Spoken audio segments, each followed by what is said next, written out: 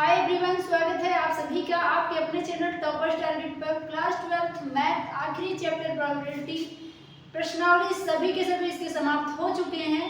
आज हम करेंगे मिसलेनियस यानी कि विविध प्रश्नावली। इसमें बहुत कम सवाल अब रह गया है नवीनतम पाठ्यक्रम में आपके। तो आज हम विविध को स्टार्ट कर रहे हैं और 1 से 2 पार्ट में विविध को हम फिनिश करेंगे और ये चैप्टर आपका कंप्लीटली हर एक तरीके से कंप्लीट हो जाएगा। तो क्लास को लास्ट तक देखिएगा, क्योंकि अगर आपने कोई भी क्लास अटेंड नहीं किया फिर भी महत्वपूर्ण है, क्योंकि ये मिसलेनियस जो होता है ना, सारे एक्सरसाइज का मिक्सचर होता है। तो सभी टाइप के सवाल आज आपको देखने को मिलेंगे। संपूर्ण प्रायिकता से भी मिलेगा, सप्रतिबंध प्रायिकता से भी मिलेगा, यहाँ तक कि आपका बेज थ्योरम से भी मिलेगा, स्वतंत्र घटना पे भी सवाल मिलेंगे। तो कंप्लीट रिवीजन आपका आज की क्लास में होने वाला है, ये पूरा प्रोबेबिलिटी चैप्टर। तो चलिए क्लास को लास्ट तक देखिएगा और चैनल को सब्सक्राइब नहीं किया होगा अगर आपने तो सब्सक्राइब जरूर कर लीजिएगा। आइए देखते हैं, यहाँ पे क्वेश्चन नंबर 1 विविध प्रश्नावली नंबर 13 का है। ये क्वेश्चन नंबर 13 दिया है। क्वेश्चन नंबर 1 दिया है आपका, ए और बी इस प्रकार की घटनाएं हैं कि P A is not equals to 0, P B by A ज्ञात कीजिए यदि। फर्स्ट दिया है ए समुच्चय बी का उपसमुच्चय है और ए इंटरसेक्शन बी फाई है। ये दो कंडीशनों पर आपको पी बी बाई ए निकालना है। तो सप्रतिबंध प्रायिकता पहली प्रश्नावली का सवाल यहाँ पे आ गया है विविध में। आइए इसको करते हैं, छोटा सा सवाल है और लेकिन है बहुत ज्यादा इंपॉर्टेंट। आइए देखिए क्या कह रहा है, ए और बी इस प्रकार की घटनाएं हैं कि P A is not equals to 0। यहाँ पे दे रखा है कि आपका जो ए घटना की प्रायिकता कभी भी शून्य नहीं है, ठीक है। तो कह रहा है पी बी बटे ए निकालना है। हमें निकालना क्या है, P B by A. Case first कह रहा है यदि ए समुच्चय बी का उपसमुच्चय हो तो आप इसका मान निकालिए, और दूसरा कह रहा है ए इंटरसेक्शन बी फाई के बराबर हो तो इसका मान निकालिए। तो पहले वाले केस के लिए हम अगर करें तो क्या दिया है, यहाँ पे दे दिया है आपको, क्या दिया है, ए समुच्चय बी का उपसमुच्चय है, ए उपसमुच्चय है बी का, ए समुच्चय जो है बी का उपसमुच्चय है, यानी बी का सबसेट कौन है, ए। तो यहाँ पे हम कह सकते हैं, इसलिए ए इंटरसेक्शन बी जो होगा ना वो कंप्लीटली ए के बराबर होगा। समझिएगा इस बात को कैसे। मान लीजिए ये सर्कल जो है ये सेट बी को रिप्रेजेंट करती है, तो अगर ए बी का सबसेट है तो ए पूरा का पूरा इसके अंदर आने वाला है, तो ये ए हो जाएगा। तो मैं पूछूं अगर बी और ए के सर्कल में कॉमन क्या है, तो आपका जवाब होना चाहिए कि ये ए वाला पूरा का पूरा जो सर्कल है ये ए के अंदर तो है ही, साथ में बी वाले में भी है। तो कॉमन यहाँ पे कौन सा आएगा, इंटरसेक्शन पार्ट जो होगा, सर्वनिष्ठ पार्ट ये ए होगा, यानी कि ए इंटरसेक्शन बी हो जाएगा ए के ही बराबर। तो इसका अगर प्रोबेबिलिटी लिखे पी ए इंटरसेक्शन बी, इधर भी प्रोबेबिलिटी हो जाएगी और यहाँ इसको 1 मान सकते हैं, इक्वेशन नंबर 1। अब आपको निकालना है यहाँ पे पी बी बाई ए, सप्रतिबंध प्रायिकता पी बी बाई ए। तो जिसको पूछा जाता है वहां से नीचे होता है, इस साइड में भी नीचे होता है, मैंने बताया था आपको, और ऊपर दोनों का इंटरसेक्शन होता है, यानी पी ए इंटरसेक्शन बी होता है। तो बी बाई ए क्या होगा, दोनों का इंटरसेक्शन और बटे में पी।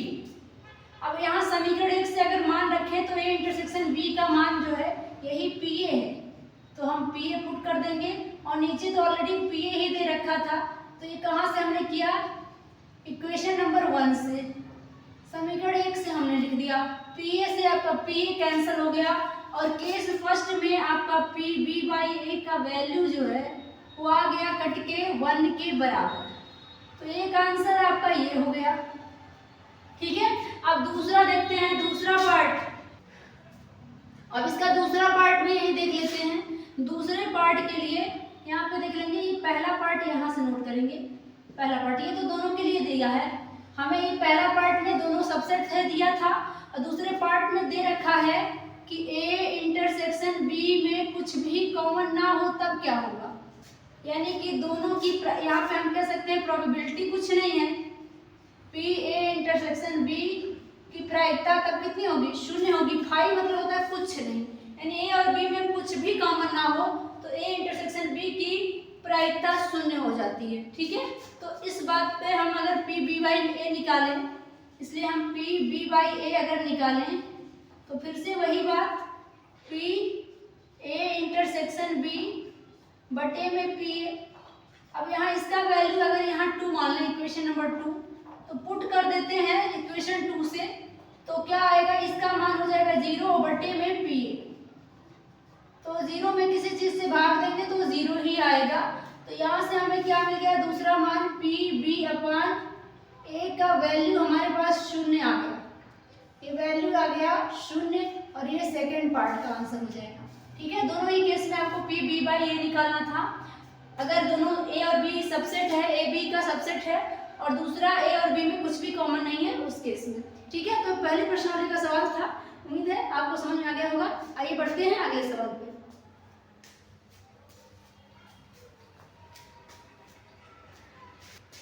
आइए बढ़ते हैं नेक्स्ट क्वेश्चन पे, क्वेश्चन नंबर 2 पर। और ये जो सवाल है ना, ये एक्सरसाइज में आ चुका सवाल है। एक्सरसाइज 13.1 में मैंने ठीक यही सवाल कराया था, साथ में एग्जाम्पल में भी ये सवाल आपको दे रखा है।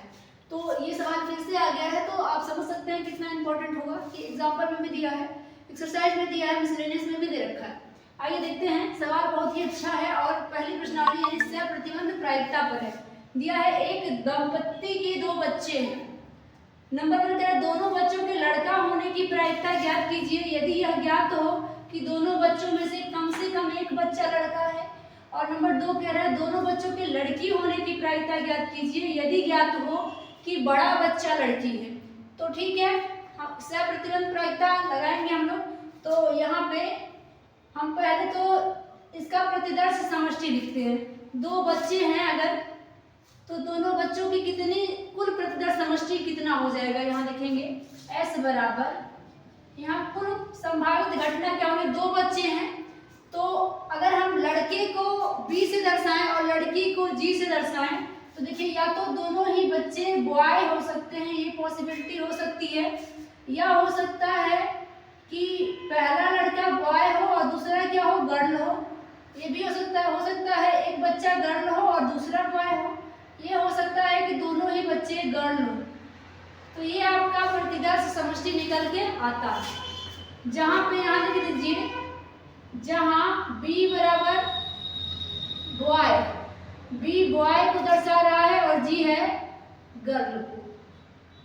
ठीक है, तो हम ऐसा यहाँ पे टोटल संभावना क्या मिला हमें, 4 संभावनाएं। दोनों लड़के हो सकते हैं, दोनों लड़कियां हो सकती हैं, बड़ा वाला लड़का हो सकता है, छोटी वाली लड़की, और बड़ी वाली लड़की हो सकती है, छोटा वाला लड़का हो सकता है। तो इस तरीके से टोटल संभावनाएं बनेंगी। यहाँ NS जो ये आपका, इसमें संख्या S में संख्या कितनी है, ये 4 आ रही है आपके पास। ठीक है, अब नंबर 1 वाले क्वेश्चन में क्या कह रखा है, पहला क्वेश्चन को हम अगर यहाँ सॉल्व करें, दोनों बच्चों के लड़का होने की प्रायिकता ज्ञात कीजिए।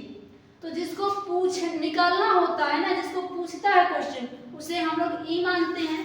तो मान लेंगे यहाँ, माना क्या मानेंगे, ई क्या दर्शाता है, ई दर्शाता है दोनों बच्चे लड़के हैं। ठीक है, यदि यह ज्ञात हो कि दोनों बच्चों में से कम एक बच्चा लड़का है, और यहाँ दूसरा जो ज्ञात होता है उसे हम क्या मान लेते हैं, F मान लेते हैं तुरंत। तो मान लेंगे यहाँ पे F क्या है, दोनों बच्चों में से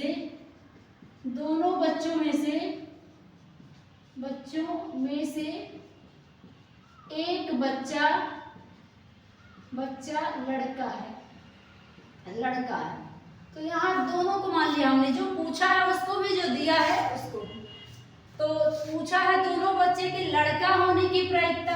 तो पहले तो आप यहाँ ढूंढो कि ई में आएगा कौन कौन, ई में क्या क्या आएगा, दोनों बच्चे लड़के हैं। तो यहाँ दोनों बच्चे लड़के कहाँ पे हैं भाई, यहाँ पे बी वाले में दोनों ही बॉय है।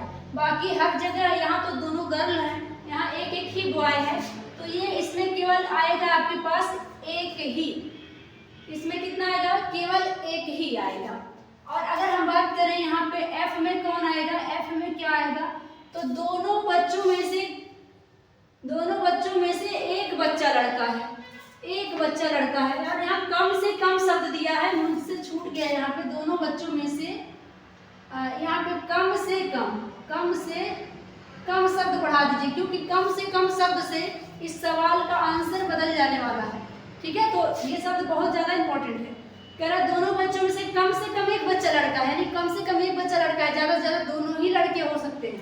तो यहाँ पे आप देखिए कम से कम एक लड़का कहाँ है, बीजी में है, जीबी में है और बीबी में भी है, यानी दोनों ही लड़के हैं। कम से कम एक बच्चा लड़का है, ज्यादा से ज्यादा तो दोनों ही लड़के हो सकते हैं, है ना, लेकिन जीजी वाला नहीं आएगा क्योंकि ये तो दोनों ही लड़कियां हैं। जबकि लड़का कम से कम एक होना ही चाहिए, उससे ज्यादा हो सकता है, कम नहीं, तो ये आ जाएगा एफ में।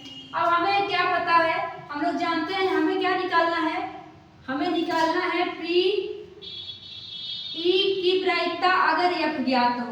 याद करिए, जो दिया होता है वो नीचे होता है, जो ज्ञात करना होता है ऊपर होता है। तो हमें निकालना है पी, हमें क्या निकालना है, ई, घटना ई के घटित होने की प्रायिकता यदि एफ ज्ञात हो। तो यहाँ पे हम सीधे क्या हमने फार्मूला पढ़ा था, पी ई इंटरसेक्शन एफ बटे में पी एफ। यहाँ सबका वैल्यू रखना है, तो इसके पहले हम वैल्यू रखें, हम सबका मान तो निकाल लें। एफ की घटित होने की प्रायिकता कितनी है, एफ की टोटल संभावना ये है, तो अगर यही हम साइड में पी एफ निकाल दें, पी एफ यानी एफ के घटित होने की प्रायिकता कितनी है, तो अनुकूल बटे कुल, तो अनुकूल में 1 2 3 संभावनाएं आई, यानी कि यहाँ पे हम कह सकते हैं एन एफ बटे एन एस होगा।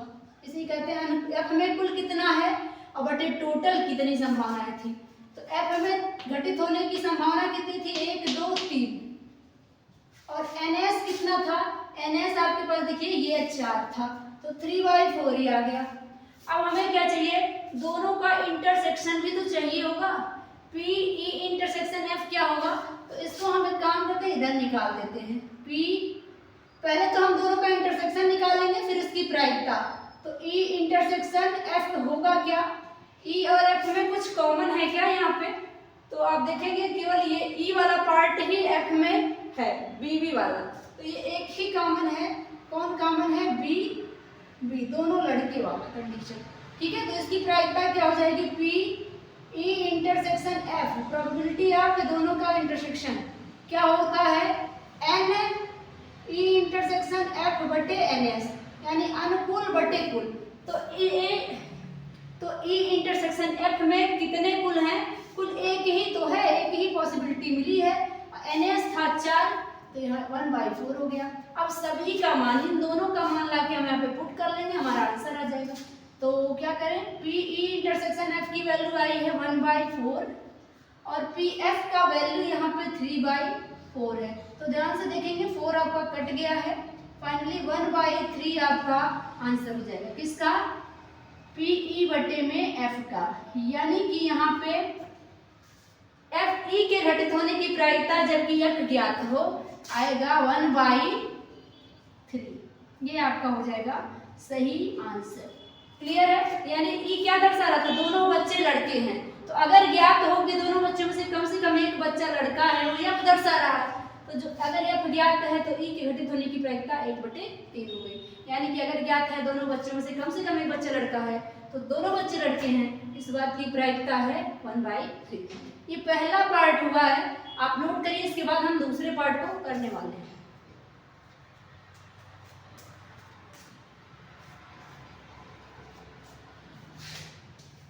तो अब इसके दूसरे पार्ट को करेंगे, दूसरे पार्ट के लिए भी ये डाटा वही रहेगा, केवल दूसरे पार्ट में ई और एफ बदल जाएगा। कह रहा दोनों बच्चों के लड़की होने की प्रायिकता ज्ञात कीजिए यदि यह ज्ञात हो कि बड़ा बच्चा लड़की है।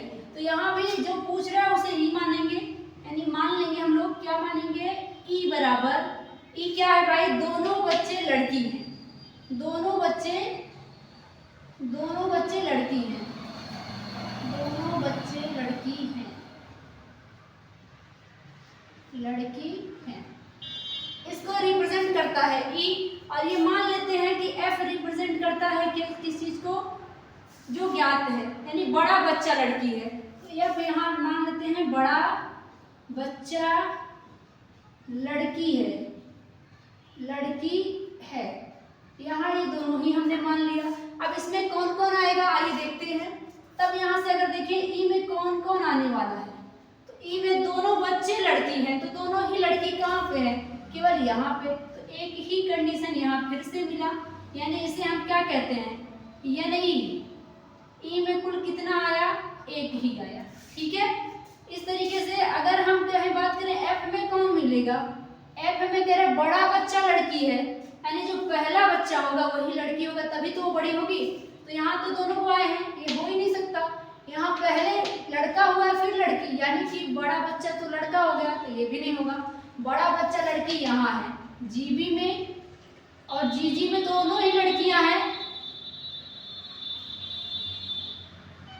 तो जो बड़ा होगा वो भी लड़की होगी, जो छोटी होगी वो भी लड़की होगी, तो बड़ा बच्चा लड़की इसमें भी आ जाएगा। तो यहाँ से अगर हम देखें तो एनएफ यानी एफ में कुल कितना है, 1 2 पॉसिबिलिटी है।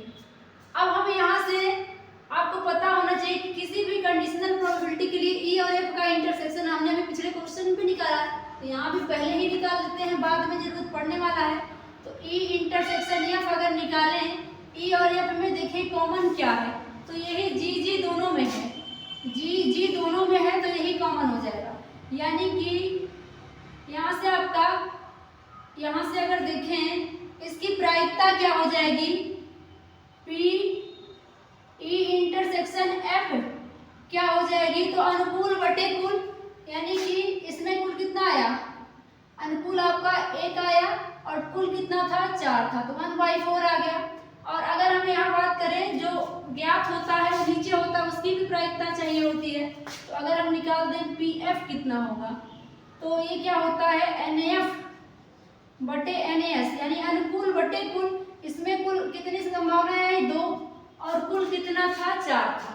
इसको काटने की कोई जरूरत नहीं, ऐसे रहने देंगे। अब हमें क्या पूछा है, अगर ये ज्ञात हो तो इसके घटित होने की प्रायिकता, यानी कि पी ई के घटित होने की प्रायिकता बताइए यदि एफ ज्ञात हो, तो ये होता है पी ई इंटरसेक्शन एफ बटे में पी एफ। मान रख देंगे, इसका मान यहाँ ऊपर ही है 1/4 और पी एफ का मान यहाँ पे 2/4, तो 4 से 4 कैंसिल हो गया, 1/2 यहाँ पे निकल के आ गया। किसका वैल्यू है ये, पी ई अपान एफ, यानी अगर ये आपको पता हो तो ई की प्रायिकता कितनी होगी, 1/2। ये आपका हो जाएगा आंसर। ठीक है, ई यहाँ क्या दर्शा रहा था, दोनों बच्चे लड़की हैं, और एफ दर्शा रहा था कि बड़ी बच्ची जो है, बड़ा बच्चा वो लड़की है।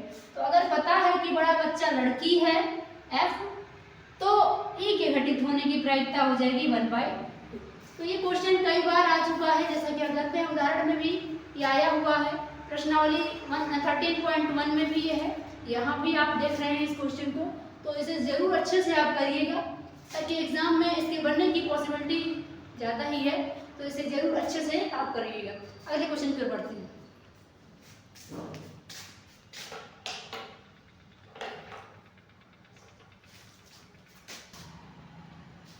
आइए बढ़ते हैं नेक्स्ट क्वेश्चन पर, क्वेश्चन नंबर 3। ये भी बहुत ही अच्छा सवाल है, लेकिन ये एक्सरसाइज 13.3 पे बना हुआ है, बेस थ्योरम पे बना हुआ सवाल है। आइए देखते हैं। आपका आज की क्लास में अगर पूरा आपने अटेंड किया तो आपने जो भी अभी तक पढ़ा है इस पूरे चैप्टर का निचोड़ आज की क्लास में मिलेगा, क्योंकि हर एक प्रश्नावली के जो सवाल हैं एक ही क्लास में आज आपको देखने को मिल रहे होंगे। तो आइए पढ़ते हैं सवाल को। सवाल कह रहा है, कल्पना कीजिए कि 5% पुरुषों और 0.25% महिलाओं के बाल सफेद हैं। एक सफेद बाल वाले व्यक्ति को यादृच्छिक चुन लिया गया है। इस व्यक्ति के पुरुष होने की प्रायिकता ज्ञात कीजिए। यह मान लें कि पुरुषों एवं महिलाओं की संख्या समान है। एक बात ध्यान दीजिए, ये सवाल जो है पेज प्रीमियम पे आ गया आपका, यानी एक्सरसाइज 13.3 से। तो अगर आज की क्लास आप अटेंड कर रहे हैं तो आपका कंप्लीट ये चैप्टर रिवाइज होगा, क्योंकि हम अभी आपने देखा थोड़ा देर पहले हम लोगों ने पहली प्रश्नावली का सवाल किया, अब यहाँ पे दूसरी प्रश्नावली का भी आ चुका है सवाल स्वतंत्र घटना पे, और तीसरा सवाल आपका देखिए आ गया है लास्ट वाला, यानी पेज प्रीमियम पे। आइए देखते हैं, यहाँ पे कह रहा है कि दो चीजें कह रहा है। पुरुष ऐसे हैं जिनके बाल पके हैं, वो हैं 5%। यहाँ ध्यान दीजिए, कह रहे हैं 5% पुरुष हैं जिनके बाल पके हुए हैं, सफेद हैं, और 0.25 महिलाएं हैं जिनके बाल सफेद हैं। तो कह रहा है कि एक व्यक्ति इस सभी पुरुषों और महिलाओं में से चुन लिया गया तो वह व्यक्ति पुरुष है। एक व्यक्ति चुना गया है, वो भी सफेद बाल वाला व्यक्ति चुना गया है, तो उस व्यक्ति के पुरुष होने की प्रायिकता निकालनी है। और यहाँ पे ये भी कह रहा है कि मान लें कि पुरुष और महिलाओं की संख्या बराबर बराबर है। एक बात आप समझिएगा, इसमें हमें क्या करना होता है, बीज प्रमेय के सवालों में जो दिया होता है उसे ए मानते हैं और जो घटनाएं E1 E2 हैं उस पे ए का मान हम लोग निकालते हैं। थोड़ा यहाँ ध्यान दीजिएगा, बीज प्रमेय में क्या है, जो ज्ञात होता है उसे हम ए मान लेते हैं। तो ये प्रतिलोम प्रायिकता पर आधारित होता है बीज प्रमेय का सवाल। इसके कहने का ये मतलब है कि अगर महिला और पुरुषों की संख्या बराबर है और उसमें से 5% पुरुष ऐसे जो हैं वो उनके बाल सफेद हैं और 2.25% महिलाएं जो हैं उनके बाल सफेद हैं, तो अगर सभी में से एक सफेद बाल वाला व्यक्ति चुन लिया गया तो वह व्यक्ति पुरुष था। इस बात की प्रायिकता क्या होगी? ठीक है, तो फिलहाल हम मान लेते हैं, यहाँ पे मान लेंगे ए किसे मानेंगे, एक चुने गए सफेद बाल वाला व्यक्ति, सफेद बाल वाले व्यक्ति को चुनने की घटना, सफेद बाल वाले व्यक्ति को चुनने की घटना को अगर हम ए माने, और यहाँ E1 E2 दो कंडीशन है भाई, E1 क्या है, महिलाएं हैं और पुरुष हैं, तो यहाँ E1 अगर हम मान लें कि पुरुष,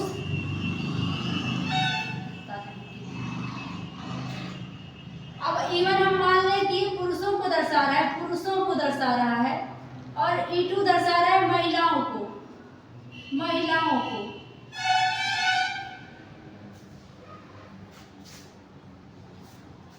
E1 अगर पुरुषों को दर्शा रहा है, E2 महिलाओं को, तो हमसे पूछा क्या है, हमसे कह रहा है कि प्रायिकता बताइए कि जो व्यक्ति सफेद बाल वाला चुना गया है, यानी कि ए अगर पता है तो आप वह पुरुष था, यानी कि E1 था, इस बात की क्या प्रायिकता थी, E1 में से था, इस बात की प्रायिकता बताइए।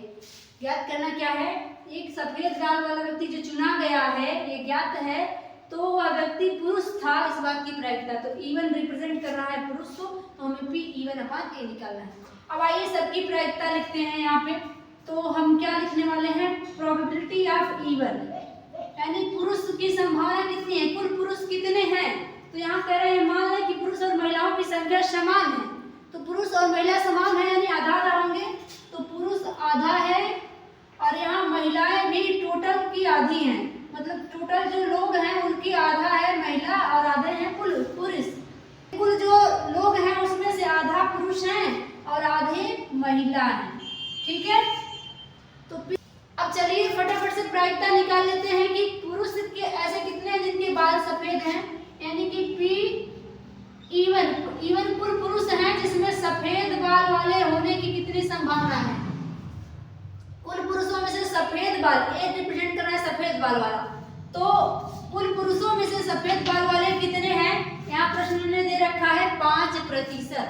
5% पुरुषों के बाल पके हैं, 5% का मतलब होता है 5/100, अगर भाग देंगे तो 0.05 यहाँ पे आने वाला है। इसके अलावा यहाँ पे हमें निकाल देना चाहिए कि सफेद बाल वाली महिला कितनी है, यानी प्रोबेबिलिटी ऑफ कुल महिलाओं में से सफेद बाल वाली महिलाएं, सफेद बाल वाली महिलाएं। ठीक है, तो ये कितना दिया है 0.25%, तो इसको बदलेंगे तो क्या आएगा 0.25/100, यानी कि ये मान आपका आने वाला कितना है 0.0025। ठीक है, 2 अंक पे और दशमलव लग जाएगा, तो ये फाइनली यहाँ पे ये मान हमने निकाला। अब हमें क्या चाहिए, ये चाहिए, तो हम इसके लिए क्या लगाएंगे, बेज प्रमेय। बेज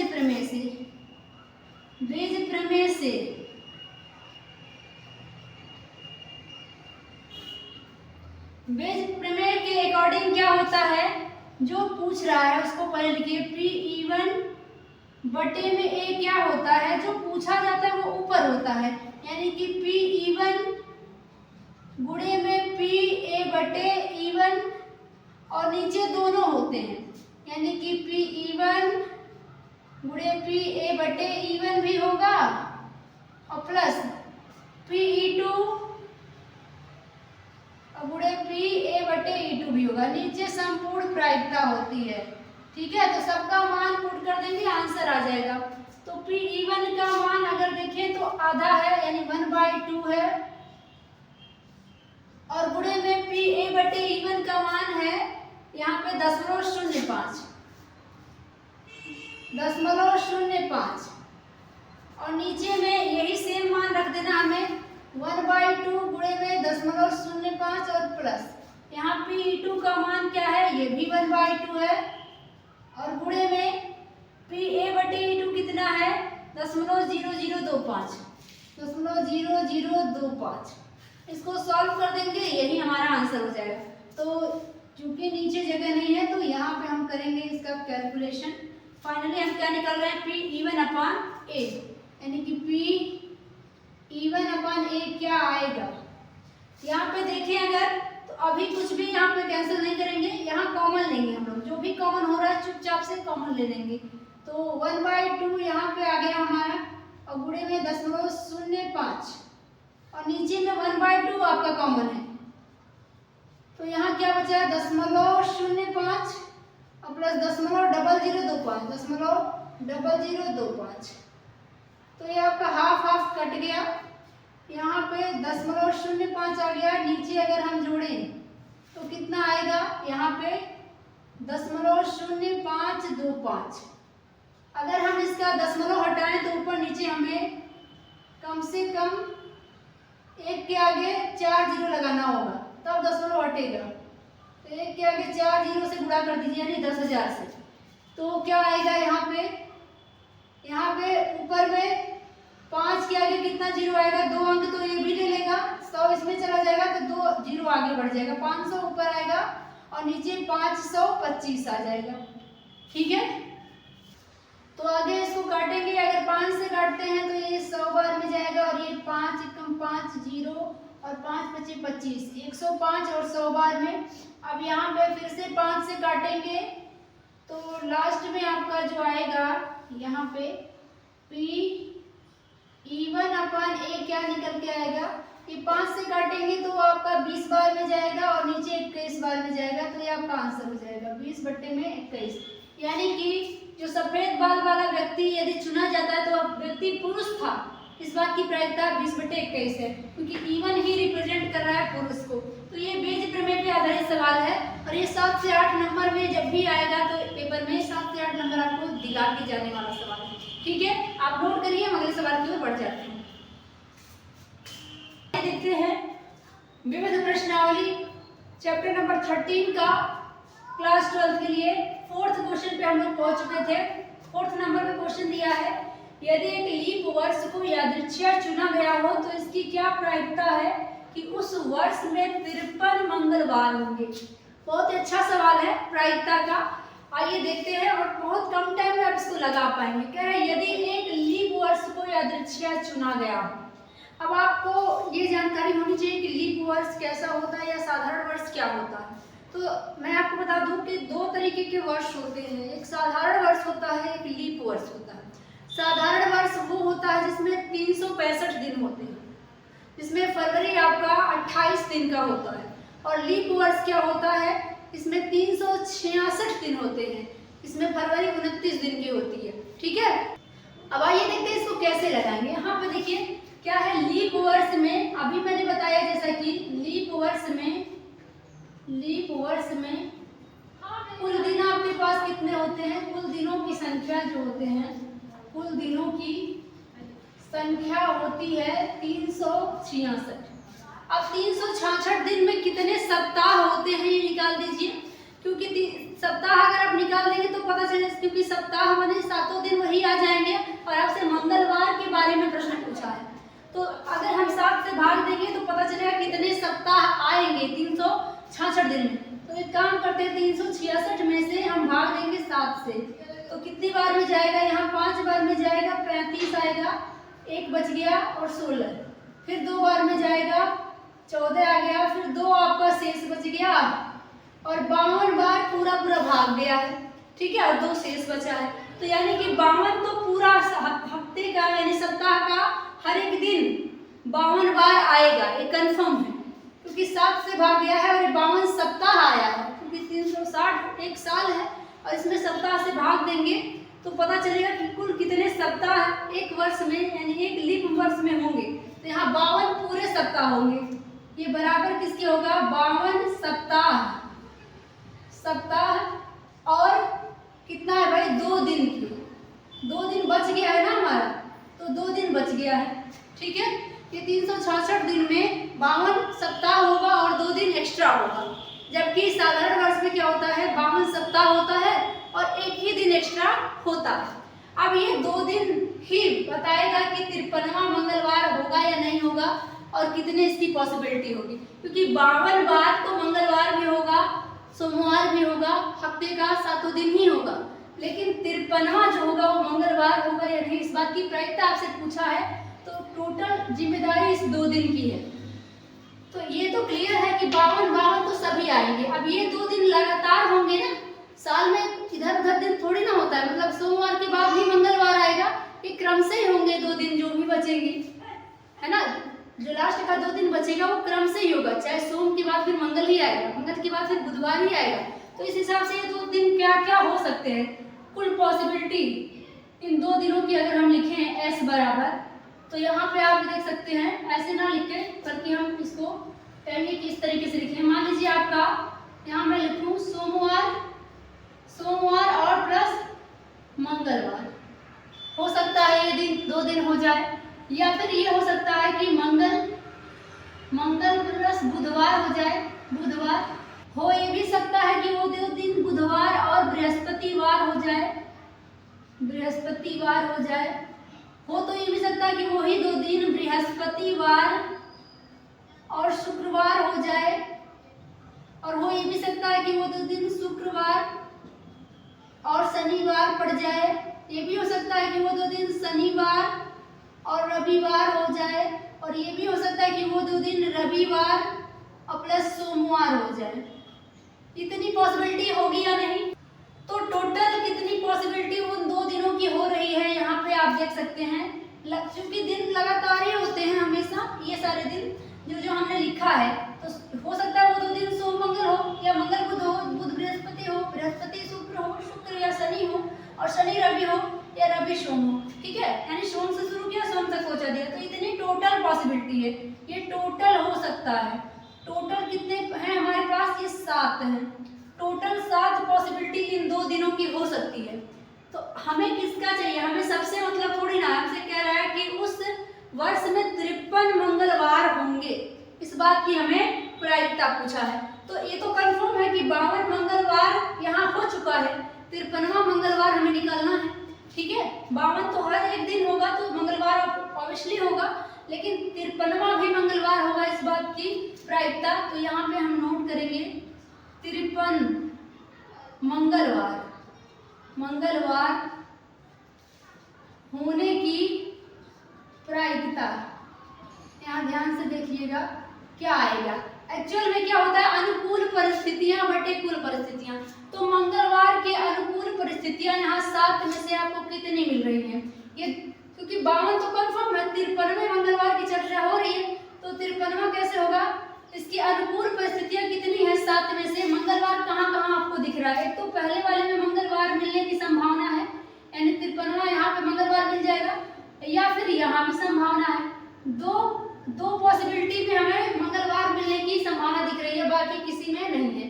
तो ये 2 इसके अनुकूल है, तो प्रायिकता 53वां मंगलवार की क्या हो जाएगा, अनुकूल बटे कुल। अनुकूल है आपके पास 2, और कुल परिस्थितियां इन 2 दिनों की कितनी हो गई हैं, 7 हो गई हैं, तो 2/7 होगा। और यही इस प्रश्न का आंसर भी है कि उस जो लीप वर्ष में 53 मंगलवार होंगे, इसकी प्रायिकता है 2/7। आई होप आपको यहाँ तक बात समझ में आ रही होगी। सवाल आसान है, इसको समझाने के लिए इतना सब कुछ हमें करना पड़ा। अगर ये बात आप माइंड में कैलकुलेट कर सकते थे, आप ये समझ सकते थे कि 7 है, तो आपको बस इसके बाद यही आंसर दे देना था, ठीक है। तो नोट कर लीजिए, हम अगले सवाल की ओर बढ़ जाते हैं।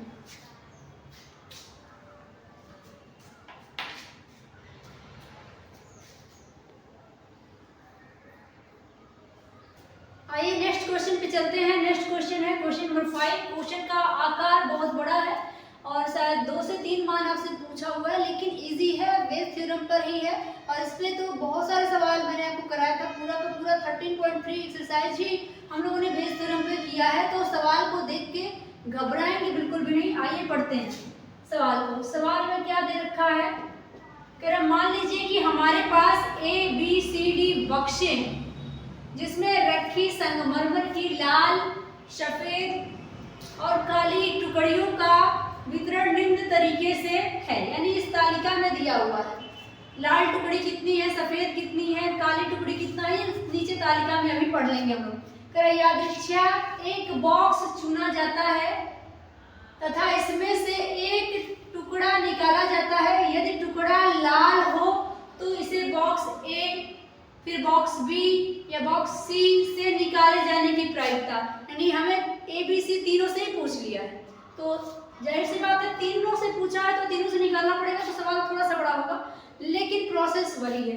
तो हम क्या करते हैं, रिजल्ट को हमेशा मानते हैं A और यहाँ भी मानने वाले हैं। प्रश्न को एक बार मैं समझा दूं तो कह रहा है कि हमारे पास कितने बॉक्स हैं, 4 बॉक्स हैं, box A, box B, box C और बॉक्स D। सभी में 3 रंगों के संगमरमर के टुकड़े हैं, सभी बॉक्सों में लाल, सफेद और काले रंग के। तो कह रहा है एक टुकड़ी निकाल ली जाती है। अब ये नहीं पता किस में से निकाली गई, ठीक है।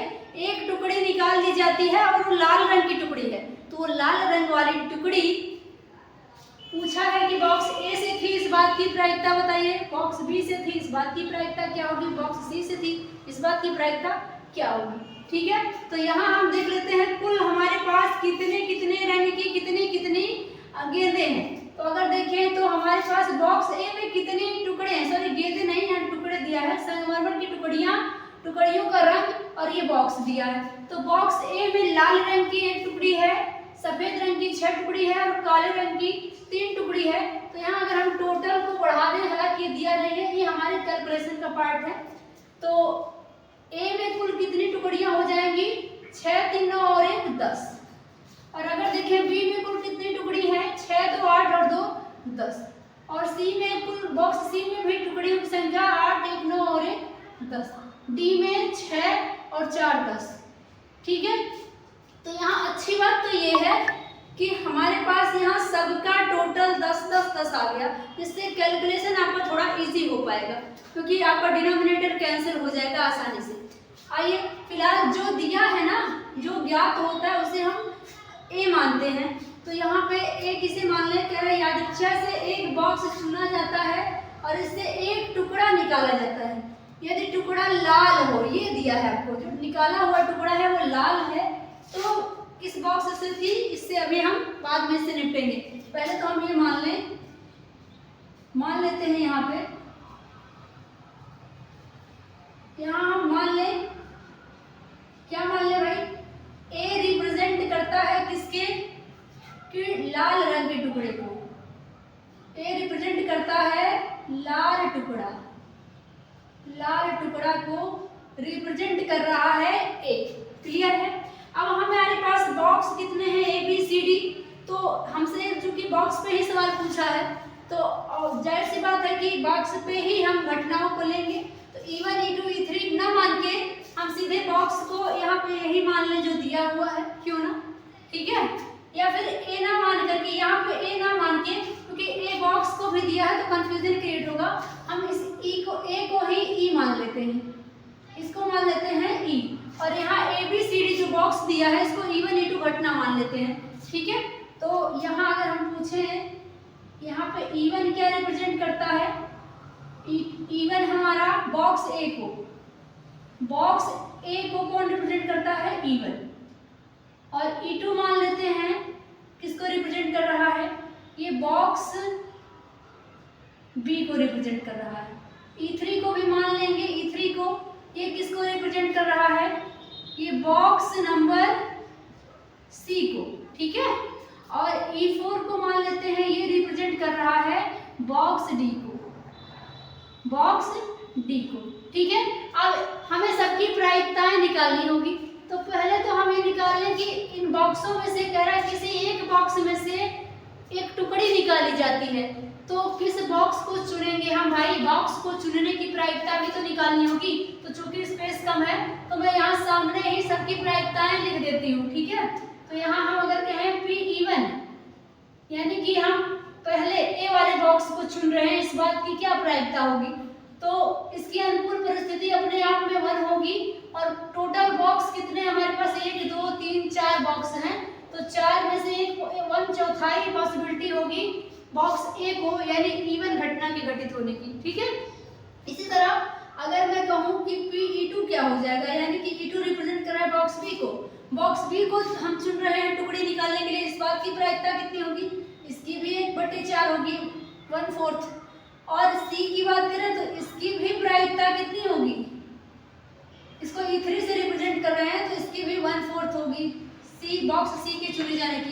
बॉक्स डी को चुना गया, इसकी भी प्रायिकता 1/4 होगी, बराबर बराबर होगी, ठीक है। तो 1/4 आ गया। अब हमें क्या करना होता है, हमें क्या करना है, लाल टुकड़ी कह रहा है यदि निकाला गया टुकड़ा लाल हो तो यह बॉक्स ए से थी, इस बात की प्रायिकता क्या होगी। तो पहले बताइए, निकाला गया टुकड़ा लाल हो, इसे हमने क्या माना था, इसे ई माना है ना। तो हम चलिए अब बॉक्स ई को अगर चुना है, सॉरी बॉक्स ए को, यानी इवन घटना घट चुकी है तो लाल टुकड़ा निकला है उससे, इस बात की क्या प्रायिकता है। यानी कि ये कहने का मतलब है कि हमें निकालना है प्रायिकता। अगर हमने बॉक्स, चलिए बॉक्स ए को चुन लिया, बॉक्स ए को चुन लिया मतलब इवन घटना घट चुकी, तो वो लाल टुकड़ी निकली, इस बात की क्या प्रायिकता है, लाल टुकड़ी, यानी यहाँ लाल टुकड़ी को ई रिप्रेजेंट कर रहा है तो ऊपर आ जाएगा ई, तो पी ई बटे इवन कितना होगा, तो हमें लाल टुकड़ी चाहिए। अब हमने कौन सा बॉक्स चुना है, इवन, इवन मतलब क्या है, ए वाला बॉक्स। तो ए वाले बॉक्स में लाल टुकड़ियां कितनी हैं, तो लाल टुकड़ी तो केवल एक ही है, तो इसकी अनुकूल परिस्थिति तो एक ही होगी ना, और बटे कुल टुकड़ियों में से एक टुकड़ी निकाल रहे हैं, तो कुल टुकड़ी हमारे पास कितनी है, 10 टुकड़ियां थी, तो लाल टुकड़ी की तो एक ही है ना, इन 10 में से एक ही लाल है, तो एक ही इसकी अनुकूल परिस्थितियां होंगी, और 1/10 में से, यानी टोटल तो टुकड़ियां 10 हैं, तो 10 में से एक टुकड़ी निकाल रहे हैं, वो भी लाल, तो लाल की अनुकूल परिस्थिति केवल एक ही है, 1/10 हो जाएगी, ठीक है। इसी तरह अगर हम निकालें पी ई अपान E2, मतलब अगर हम E2 वाली घटना घट रही है, यानी बॉक्स बी को चुन लिए, तब हम लाल टुकड़ी निकाल रहे हैं, इस बात की क्या प्रायिकता होगी। तो यहाँ पे E2 वाले बॉक्स में लाल टुकड़ियां कितनी हैं, अनुकूल परिस्थिति कितनी है, तो बी वाले बॉक्स में देखिए लाल टुकड़ी 6 है, तो इसकी अनुकूल परिस्थितियां 6 हो गई, और बटे कुल, तो कुल कितनी है 10, तो ये हो जाएगा, काटिएगा नहीं किसी को भी, भले ही कैंसिल हो रहा है।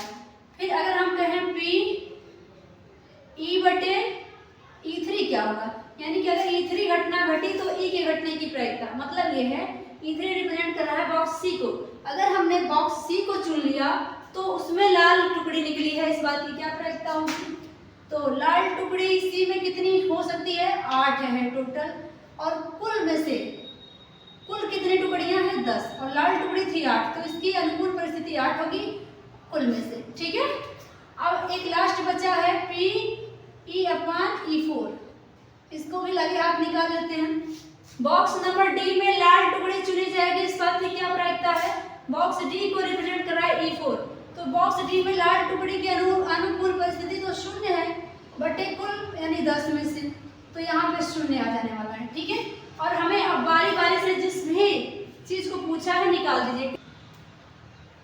इतना डाटा जो हम लोगों ने अभी तक निकाला है ये तो सभी पे चलेगा, लेकिन आगे जो निकालना है वो हम 1 बाय 1 करके करेंगे। तो इसका फर्स्ट पार्ट पूछा है, अगर हम यहाँ लिखें तो इसका फर्स्ट पार्ट इसमें पूछा है, फर्स्ट पार्ट पूछा है कि बॉक्स ए से निकली थी, देखिए यदि लाल टुकड़ी हो तो इसे बॉक्स ए, बॉक्स बी, बॉक्स सी से निकाली जाने की प्रायिकता, तो पहले ए से निकाले जाने की प्रायिकता क्या हो जाएगी, यानी प्रोबेबिलिटी ऑफ बॉक्स ए को रिप्रेजेंट कौन कर रहा है, ए को रिप्रेजेंट कर रहा है E1, तो हमें निकालना है प्रोबेबिलिटी ऑफ E1 किसकी भाई, लाल टुकड़ी, यानी लाल टुकड़ी ए में से निकली है, इस बात की प्रायिकता। तो पहले वाले प्रश्न का पहले फिलहाल हम जवाब देंगे, फिर हम उसके बाद दूसरे का जवाब देंगे, क्योंकि जगह एक ही प्रश्न का अभी है यहाँ फिलहाल।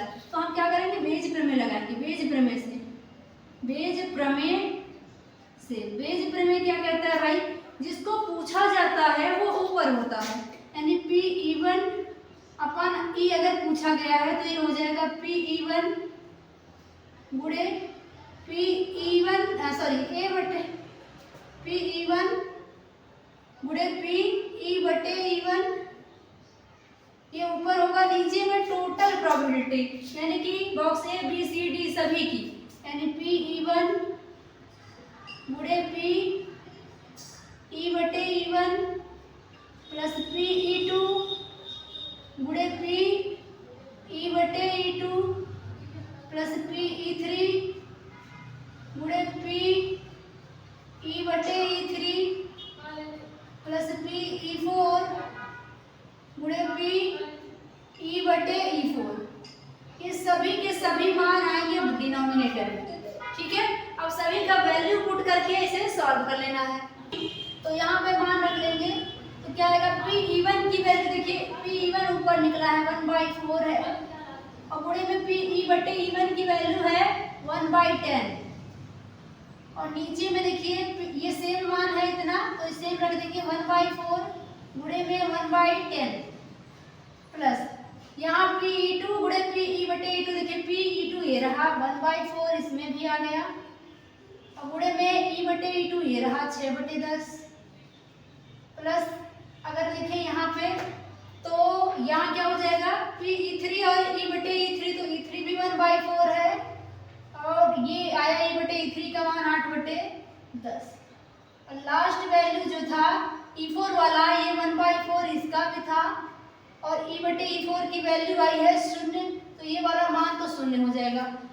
सॉल्व करेंगे इसको और ज़्यादा, तो यहाँ पे फिलहाल तो इसको और ज़्यादा जब सॉल्व करेंगे तो फिलहाल पहले कॉमन लेके कैंसिल करते हैं, जो ऊपर है ना वो सबके अंदर है, तो सब में से इतना पार्ट हम कॉमन ले लेते हैं। तो देखेंगे अगर तो इसमें ऊपर जो पार्ट है वो सभी में है, तो लगभग तो सभी में से ये कॉमन लेके काट देते हैं। तो ऊपर क्या है हमारे पास, देखिएगा ध्यान से, 1/4 यहाँ भी है, 1/10 यहाँ भी सेम है, 1/4 और 1/10 यहाँ भी छिपा है, 1/4 1/10 यहाँ भी छुपा है, तो ये हम मान के चलते हैं ऊपर वाले से ये कॉमन होकर कट जाएगा, क्योंकि स्पेस थोड़ा कम है, तो थोड़ा सा आप इसको ध्यान से कम जगह में करने का प्रयास करेंगे। आप देखेंगे यहाँ पे तो हम 1/4 और 1/10 को ले लिए कॉमन, यहाँ हमारे पास 1 बच गया, प्लस इसमें 1/4 1/10 कॉमन हो गया, 6 बचा है अभी भी, प्लस इसमें 1/4 1/10 कॉमन हो गया, 8 बचा है, और इसमें तो ये 0 हो चुका है, तो कुछ भी करने की आवश्यकता है नहीं फिलहाल। और ये देखिए पूरा का पूरा आपका अब कट गया। फिर यहाँ से फाइनली जो वैल्यू है किसकी, पी E1 अपान ई, पी E1 अपान ई की वैल्यू यहाँ से निकल के क्या आ गई, ऊपर तो 1 बचा है, और नीचे में 8 6 14 1 15, 1/15 आ गया यहाँ पे इसका पहले पार्ट का आंसर।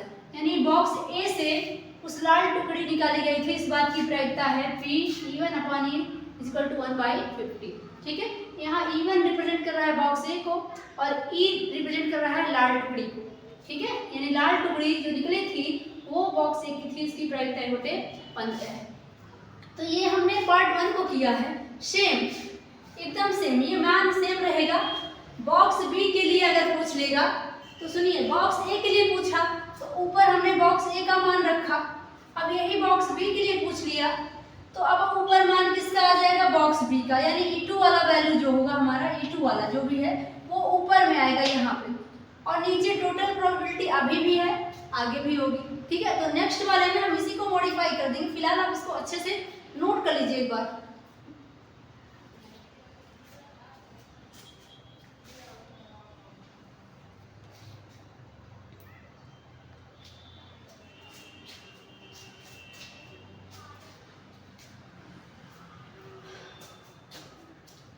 इसी में अब हमें क्या करना है, बॉक्स बी के होने की प्रायिकता, यानी ये टुकड़ी जो लाल टुकड़ी निकली थी वो बॉक्स बी की थी, इस बात की प्रायिकता निकालनी हो तो क्या आ जाएगा, इसको थोड़ा सा मिटाएंगे और इसी में हम मान रख देने वाले हैं।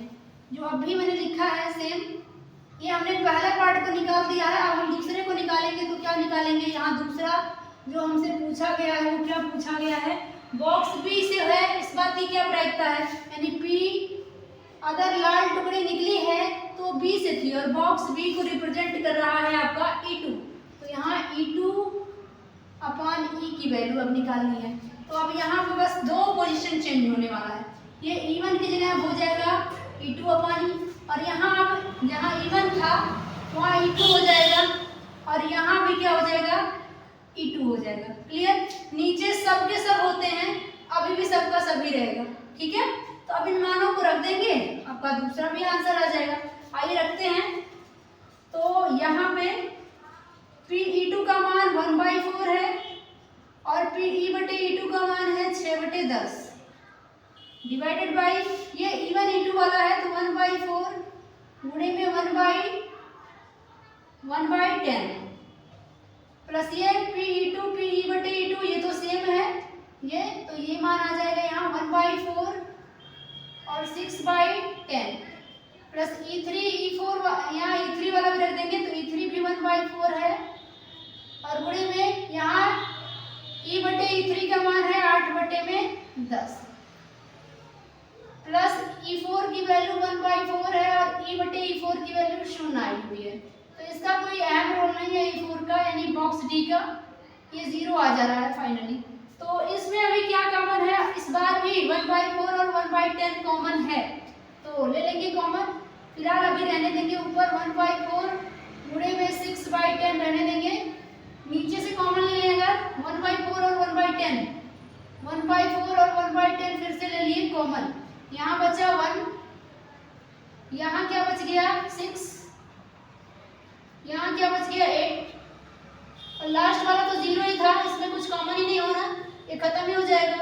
तो यहाँ 1/4 1/10 आपका कैंसिल होगा, ऊपर में क्या बच जाएगा यहाँ पे 6 और नीचे 8 6 14 और 1 15। क्लियर है क्या? और यहाँ 3 से कट भी जाएगा, 3 का 2 में कटेगा 6 2 बार और 3 से 5 बार, तो फाइनली आपका यहाँ पे जो निकल के आ रहा है PE2 अपॉन ई की वैल्यू 2/5 आपका बॉक्स बी के लिए आ जाएगा, यानी जो लाल टुकड़ी निकली थी वो बॉक्स बी से थी, इस बात की प्रायिकता 2/15 हो जाएगी। ठीक है, इसी प्रकार सी से भी निकाल देंगे, यही सेम सी के लिए क्या होगा E3 वाला वैल्यू ऊपर आ जाएगा, डी के लिए पूछा ही नहीं है तो डी के लिए नहीं करेंगे। ठीक है, तो नोट कर लीजिए इसको।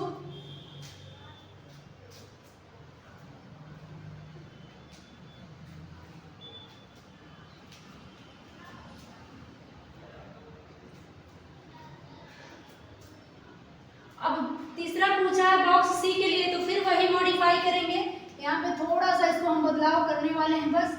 यहाँ पे जो क्वेश्चन नंबर 2 को हमने किया, यहाँ पे हम कर देंगे अब थर्ड को, यानी कि थर्ड वाला कह रहा था कि बॉक्स सी से था और बॉक्स सी को रिप्रेजेंट कर रहा है E3, यानी प्रायिकता हमें निकालनी है, अगर लाल टुकड़ी निकली है तो वह बॉक्स सी की थी, यानी E3 में से थी, इस बात की प्रायिकता क्या होगी। ठीक है, तो अब E3 पूछा है तो यहाँ पे आपका E2 ना होकर के E3 आ जाएगा और यहाँ पे अब ऊपर में जो E2 लिख दिया हमने वो E3 हो जाएगा और नीचे अभी भी सेम होता है जैसा कि मैंने बताया, तो नीचे अभी भी सेम ही रहेगा। तो हम इस मान को मिटाए नहीं, इसीलिए थोड़ा सा यहाँ हम लोग मिटा देंगे, आपको तो पूरा ही करना पड़ेगा, मेरा मिटाने से काम चल जा रहा है, आपका नहीं चलेगा, आपने पेन से लिखा हुआ है। तो फिलहाल मैंने केवल ये कैलकुलेशन मिटाया, ये वैल्यू नहीं मिटाया, क्योंकि अभी देखिए सभी मान वही के वही हैं, इसलिए मैं फिर से लिखूं, अच्छा है कि मैंने मिटाया है। लेकिन हाँ, ऊपर के मानों को चेंज करना पड़ेगा, नीचे तो टोटल है और टोटल रहेगा ही, कुछ भी चेंज नहीं होगा, जब जहाँ है वो हमने रखा ही है। तो ऊपर वाले मानों में हमें अब E3 को लिखना है, तो यहाँ इसको सही कर लेंगे, अब E3 आ जाएगा। तो E3 कितना है PE3, इसकी प्रोबेबिलिटी 1/4 है और E/E3 की प्रोबेबिलिटी कितनी है 8/10 है।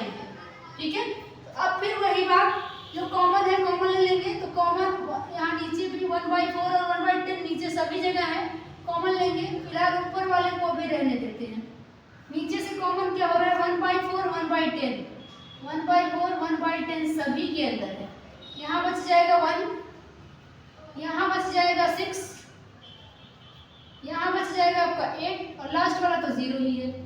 तो यहाँ 1/4 और 10 डिवाइडेड बाई कट गया, आपका बचा क्या 8 और 8 6 14 और 1 15। अब तो ये कटेगा नहीं, तो ये आपका आंसर हो जाएगा। बॉक्स सी के लिए जो प्रायिकता आई, लाल टुकड़ी बॉक्स सी से थी, इस बात की जो प्रायिकता है, यहाँ ई है, ये कितनी आई है 8/15, और ये इसका आंसर है।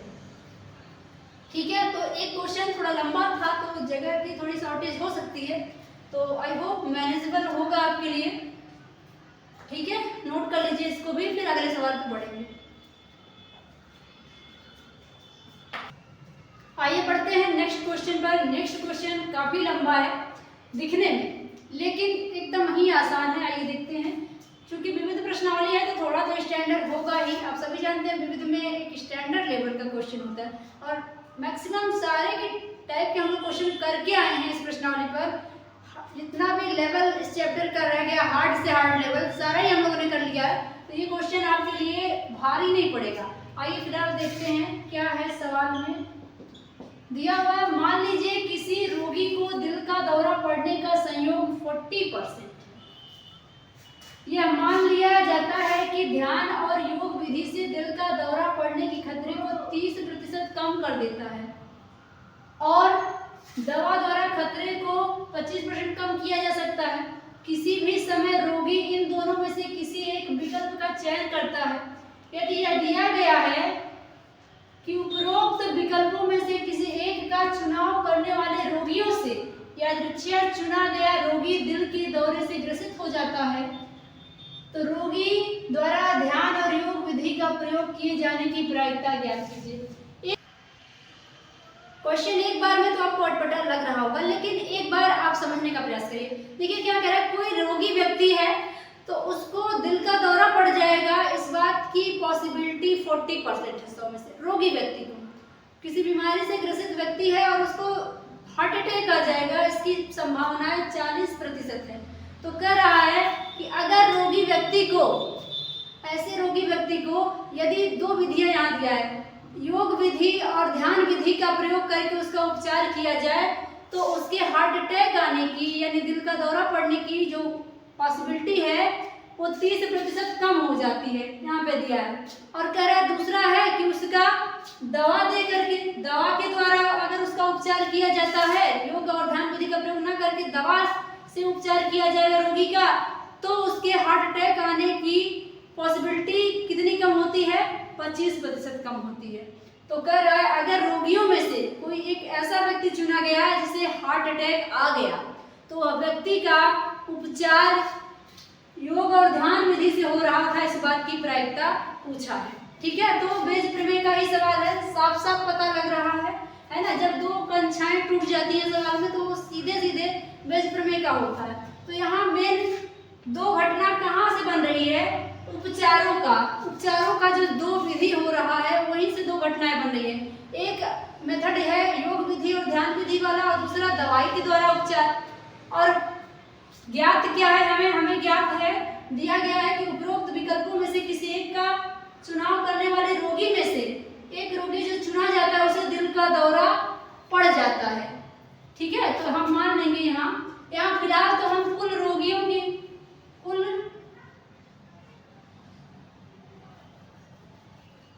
फिलहाल हम क्या मानेंगे ए रिप्रेजेंट कर रहा है किसको, दिल के दौरा से ग्रसित व्यक्ति को, दिल का दौरा से ग्रसित व्यक्ति को रिप्रेजेंट कर रहा है ए। ठीक है, और इवन जो घटना है वो रिप्रेजेंट कर रहा है आपका, पहला विधि क्या था, ध्यान और योग विधि, यानी उसका उपचार ध्यान और योग विधि से हो रहा था। ध्यान और योग विधि वाला व्यक्ति, ध्यान और योग विधि से उपचार। और कीटू घटना मान लेते हैं कि उस व्यक्ति का, उस रोगी का उपचार कैसे चल रहा था। दूसरा विधि क्या दिया, दवा के द्वारा उपचार चल रहा था। अब सबकी जाहिर सी बात है, पूछा क्या है ये भी जानने की जरूरत है। तो पूछा क्या है, कह रहा है यदि यह ज्ञात है कि चुना गया जो रोगी है उसे हार्ट अटैक आ गया है, यानी हार्ट अटैक आ गया है, दिल का दौरा से ग्रसित हो गया है, इसको रिप्रेजेंट कर रहा है ये। तो ए अगर ज्ञात है तो उसका उपचार कह रहा है योग और ध्यान विधि से हो रहा था, इसकी प्रायिकता। तो योग और ध्यान विधि को हम E1 से रिप्रेजेंट कर रहे हैं, तो P_E1/A आपसे यहाँ पे पूछा जा रहा है। तो सबकी प्रायिकताएं चलिए लिखते हैं। तो यहाँ फिलहाल हम पहले क्या करेंगे, P_E1 को निकालेंगे, क्या आएगा, P_E1 माने ध्यान और योग विधि द्वारा उपचार किए जाने की संभावना कितनी है और दवा द्वारा उपचार किए जाने की संभावना कितनी है।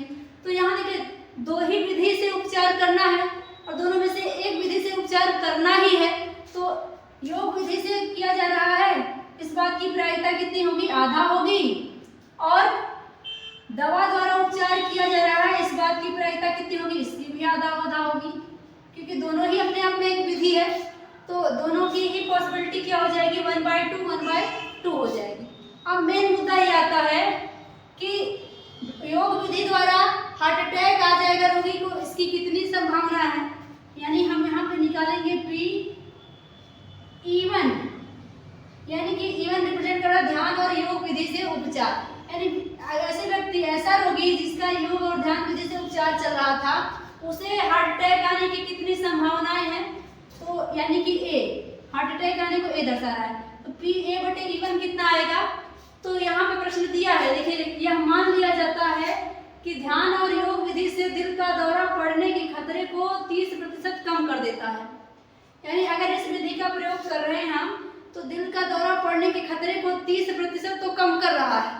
तो पहले तो रोगी कितने हैं, रोगी 40% थे, तो 40 मान लीजिए 100 में से 40 रोगी थे, तो उनको क्या कर रहा है, योग और ध्यान विधि उनके हार्ट अटैक आने के खतरे को 30% तो कम कर रहा है। तो 100 में से 30% कम हो जाएगा खतरा, लेकिन खतरा अभी भी कितना है, क्योंकि हार्ट अटैक आ चुका है ना, तो कितना खतरा है, तो 30 कम हुआ है तो 70 बचा है, 100 में से 70% अभी भी खतरा है। क्या आप इस बात को समझ पा रहे हैं, हमने 70 क्यों लिया, कह रहा 30% खतरा है, नहीं दिया है, 30% खतरे को कम कर दे रहा है ये विधि। तो खतरा 100% अगर रहेगा तो उसको 30% कम कर देगा, तो अभी भी खतरा 70% रहेगा। तो क्या यहाँ तक बात समझ में आ रही है, 70 कहाँ से आया, तो क्या हो जाएगा, ये यहाँ पे अगर काटेंगे तो 100 आपका कट जाएगा और 7 चौक के 28 आ जाएगा, और फिर हम निकाल देंगे, यहाँ से निकालने वाले हैं P_A/E2, यानी कि अगर उसका दवा के द्वारा उपचार चल रहा था तब भी उसे हार्ट अटैक आया, इसकी कितनी संभावना होगी, मतलब क्या है, कह रहा है इस विधि से दवा के द्वारा उपचार होने से हार्ट अटैक आने की संभावना कितनी कम हो रही है, 25% कम हो रही है। तो 40 लोग अभी भी रोगी हैं, तो उन पे कितनी खतरा कम हो रहा है भाई, 40% लोगों में यहाँ 25% खतरा कम हो रहा है। 100% अगर खतरा था तो दवा से कितना कम हो रहा है, 25% कम हो रहा है। तो खतरा अभी भी कितना है, हमें तो खतरा निकालना है, क्योंकि ग्रसित व्यक्ति ही चुना गया है, तो इसको कितना खतरा था फिर, तो 25 कम हुआ है, यानी 75% अभी भी खतरा था, तो 75/100। तो यहाँ अच्छा होता है कि हम लोग काटते नहीं, यहाँ पे ना ही काटे तो ज़्यादा सही है। एक काम करते हैं, यहाँ भी रहने देते हैं, यहाँ भी रहने देते हैं। तो ये हमारा आ चुका है। अब हम बेज प्रमेय से जो पूछा है निकाल सकते हैं। यहाँ पे बेज प्रमेय कहता है कि जिसको पूछा जाए वही ऊपर होता है। P_E1/A अगर पूछा है तो ये ऊपर होगा, यानी कि P_E1 गुणे में P_A/E1 और नीचे टोटल प्रोबेबिलिटी, यानी कि P_E1 गुणे में P_A/E1 प्लस P_E2 गुणे में P_A/E2, सभी का मान रख देंगे। तो P_E1 की वैल्यू है 1/2, P_A/E1 की वैल्यू ये रही, कितनी है 40 गुणे, हमने काटा नहीं है, पहले काट दिया था, लेकिन न काटने में ही ज्यादा इसका फायदा है। और नीचे ये टोटल ही आ जाएगा, तो ये सेम है 1/2 और ये 40 गुणे 70 बटे में 100 प्लस E2 वाला पार्ट रखेंगे, तो ये भी है 1/2 गुणे में 40 गुणे 75 बटे में 100। इसको फिलहाल तो हम यहाँ सॉल्व कर लें तो ज़्यादा सही रहेगा।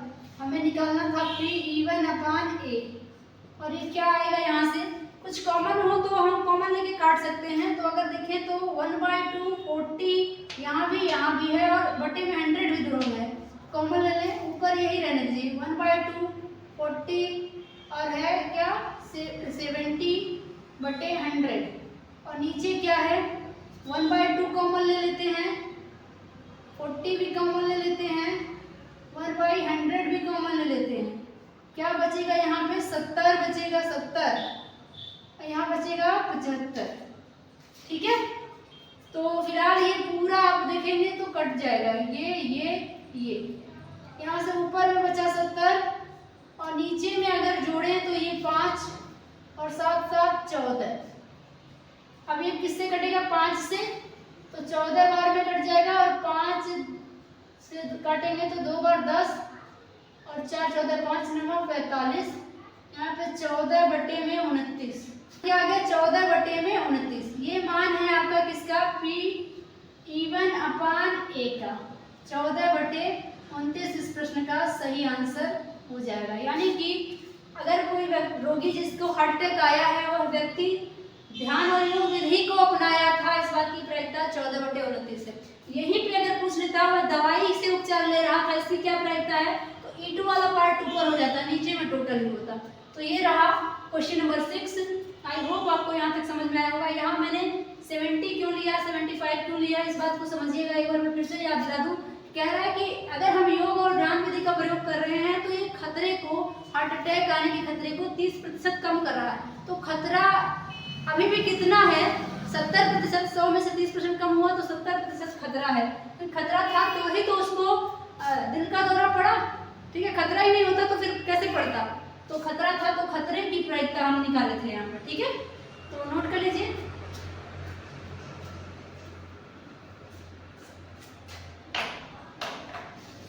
आइए बढ़ते हैं नेक्स्ट क्वेश्चन पर और आज की क्लास का ये लास्ट क्वेश्चन रहेगा, लेकिन सबसे ज्यादा इंटरेस्टिंग सवाल मैं इसको मानूंगी क्योंकि ये शारीरिक चैप्टर से रिलेटेड है लेकिन प्रायिकता का सवाल है। आइए देखते हैं, सवाल नंबर 7 दिया है, यदि 2 कोटि का एक शारीरिक के सभी अवयव 0 या 1 हो तो शारीरिक का धनात्मक मान होने की क्या प्रायिकता है। मान लीजिए कि शारीरिक के प्रत्येक अवयव स्वतंत्र रूप से चुने जा सकते हैं तथा प्रत्येक के चुने जाने की प्रायिकता 1/2 है। यहाँ सवाल को समझिए, कह रहा है कि कोई 2 कोटि का शारीरिक है और उसमें उसके जो भी अवयव हैं केवल 0 और 1 हैं, इसके अलावा कोई अवयव नहीं है, जो भी है या तो 0 है या तो 1 से ही मिलकर ये शारीरिक बनी है। ठीक है, तो कह रहा है तो ज्ञात कीजिए कि शारीरिक का मान धनात्मक होगा, इसकी प्रायिकता क्या होगी। ठीक, और कह रहा है शारीरिक के प्रत्येक अवयव को चुनने की, यानी प्रत्येक अवयव क्या होगा, केवल 0 और 1 होगा, तो दोनों के चुने जाने की जो प्रायिकता है हाफ हाफ है, यानी बराबर बराबर है। आधा का मैंने क्या, जितना 0 के चुनने की संभावना है उतना ही 1 की। तो आइए समझिएगा, फिलहाल अगर हम कहें 2 कोटि का कहा है ना, तो 2 कोटि का जो शारीरिक होगा, 2 कोटि के शारीरिक में अगर पूछे अवयव कितने होंगे, अवयवों की संख्या कितनी होगी, तो कोटि 2 है तो अवयव कितने होंगे बताइए, 4 होंगे। मैं यहाँ पे आपको एग्जांपल में थोड़ा सा बता दूं, 2 कोटि का कैसा होता है, A11 A12 A13 सॉरी 21 होगा ना, ये दूसरी पंक्ति है और ये 22, तो ऐसा ही होगा। यही 2 कोटि का शारीरिक है और सॉरी शारीरिक है तो यहाँ पे ये होगा। ठीक है, तो ऐसा होगा तो इसमें कितने एलिमेंट हुए, 1 2 3 4, तो टोटल एलिमेंट तो 4 होंगे। अब कह रहा सिद्ध कीजिए, यहाँ पे ज्ञात कीजिए कि शारीरिक का मान धनात्मक होगा, इस बात की प्रायिकता कितनी होगी। ठीक, और शारीरिक के अवयव क्या हैं, 2 प्रकार के अवयव, या तो 0 है या तो 1 है। अतः हम कह सकते हैं कुल कितने शारीरिक बन सकते हैं, 4 अवयव है तो शारीरिक कुल कितने बन सकते हैं इनसे। अतः चूंकि केवल 2 प्रकार के अवयव हैं, कौन कौन से भाई, 0 और 1, अतः से बनने वाले सारणिकों की संख्या कुल कितनी संख्या हो जाएगी? तो देखिए दो ही एलिमेंट हैं तो अवयवों पे हम घात लगा देते हैं कुल अवयवों की संख्या का, ठीक है। तो मतलब कितने प्रकार के एलिमेंट हैं? एलिमेंट दो प्रकार के हैं तो दो, और कुल अवयव कितने हैं? 4 हैं, तो 2 पे 4 यानी कि कितना होगा? सारणिक 16 तरीके का बनेगा। 16 सारणिक बन सकता है इस दो प्रकार की प्रविष्टियों से 2 बाई 2 क्रम का, ठीक है। तो इन 16 में से सभी के सभी धनात्मक थोड़ी होंगे।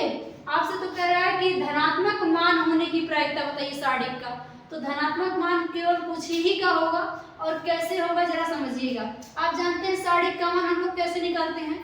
इस कॉर्नर में गुणा करके फिर माइनस करके इस कॉर्नर का गुणा करते हैं। और हमारे पास प्रविष्टियां जो हैं यानी कि अवयव जो हैं वो 0 और 1 के फॉर्मेट में है।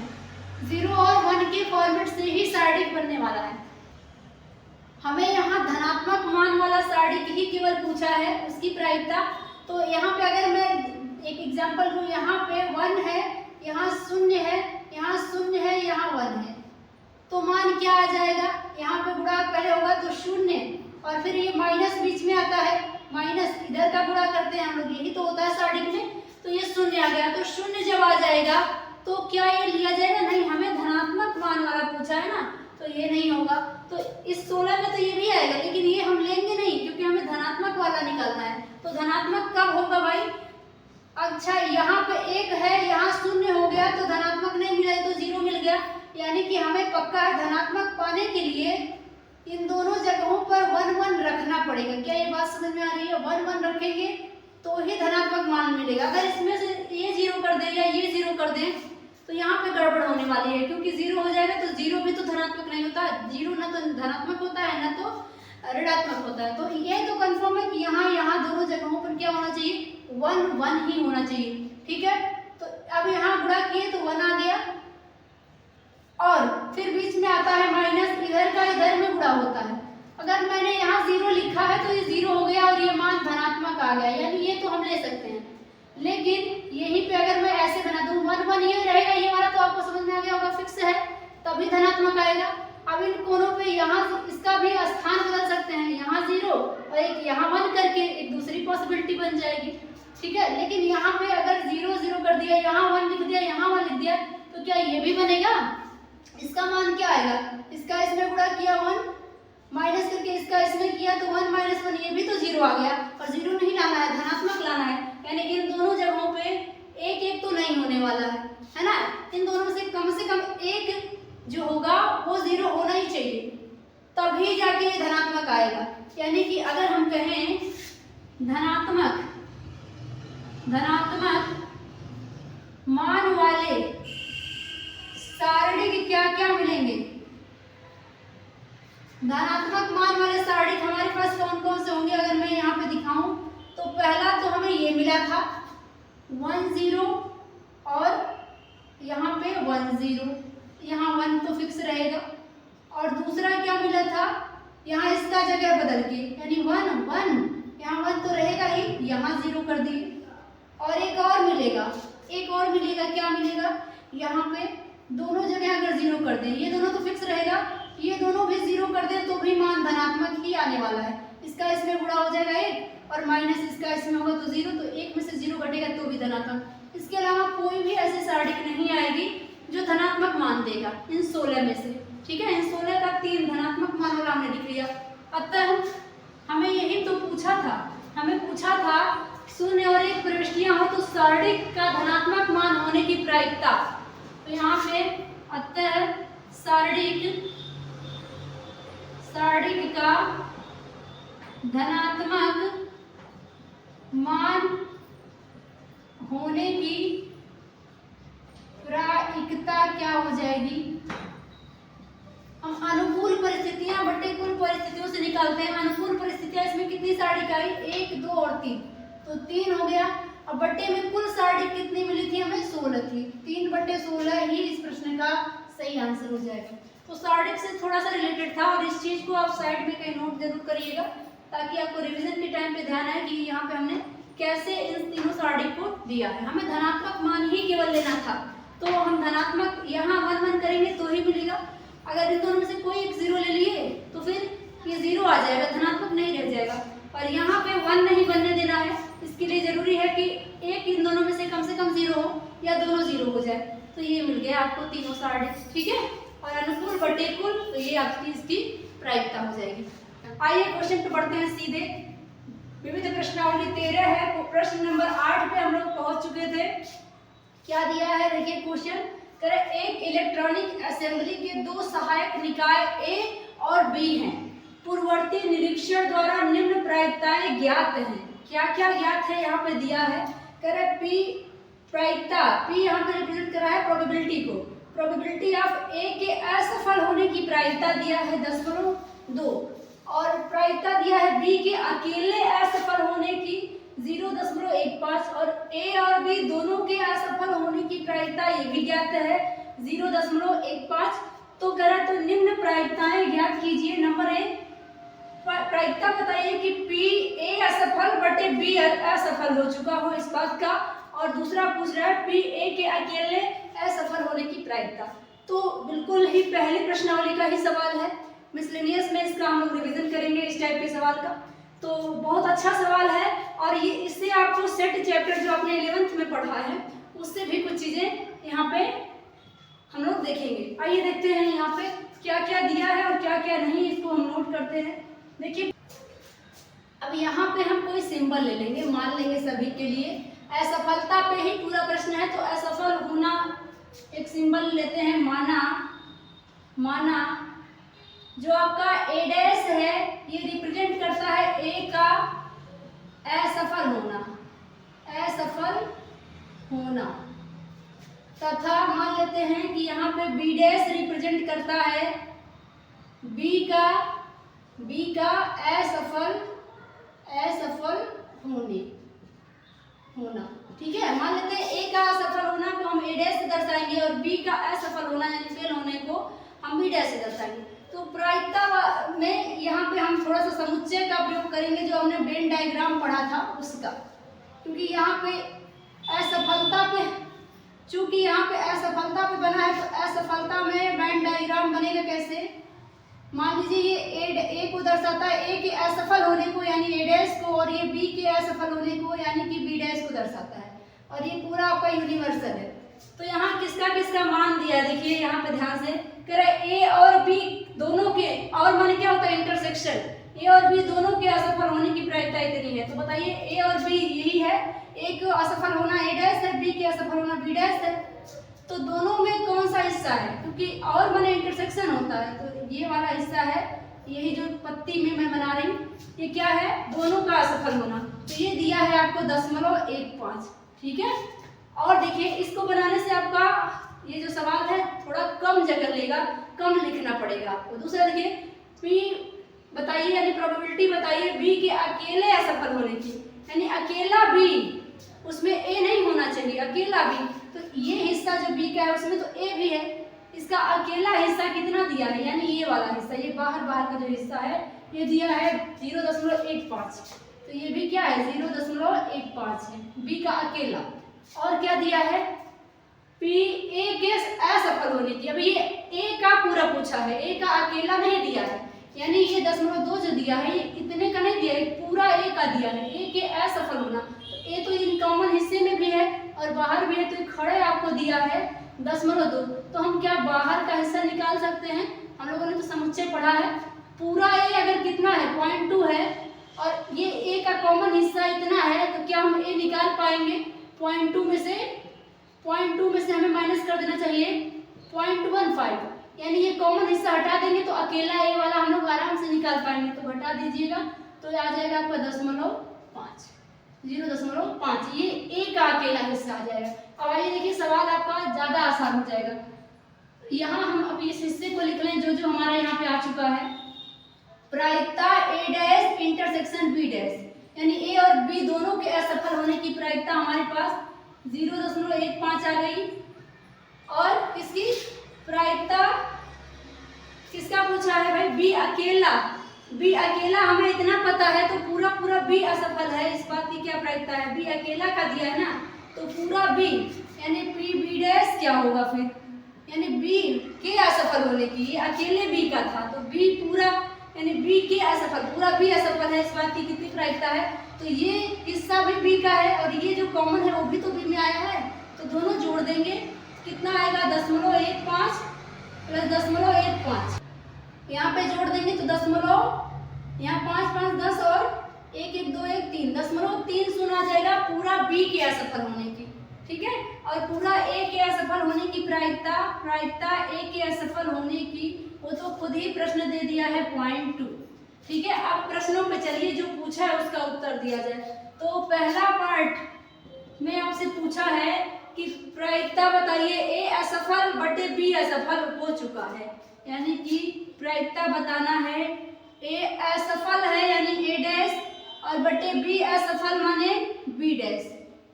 ध्यान दीजिए असफल को हम लोग क्या लिख रहे हैं, ए डैश से दर्शा रहे ए का और बी डैश से दर्शा रहे बी के असफल होने हैं, तो यहाँ दोनों के असफल होने का अनुपात पूछा है ए डैश बटे बी डैश, तो यही से प्रतिबंध प्रायिकता होता है ना। हम लोग पहले प्रश्न वाले में किए हैं, क्या होता है इसका फार्मूला, पी इतना इंटरसेक्शन इतना, यानी ए डैश इंटरसेक्शन बी डैश बटे में नीचे वाला इसकी प्रायिकता पी बी डैश। तो इन सभी का मान हमारे पास ऊपर आ चुका है, बस रखना है।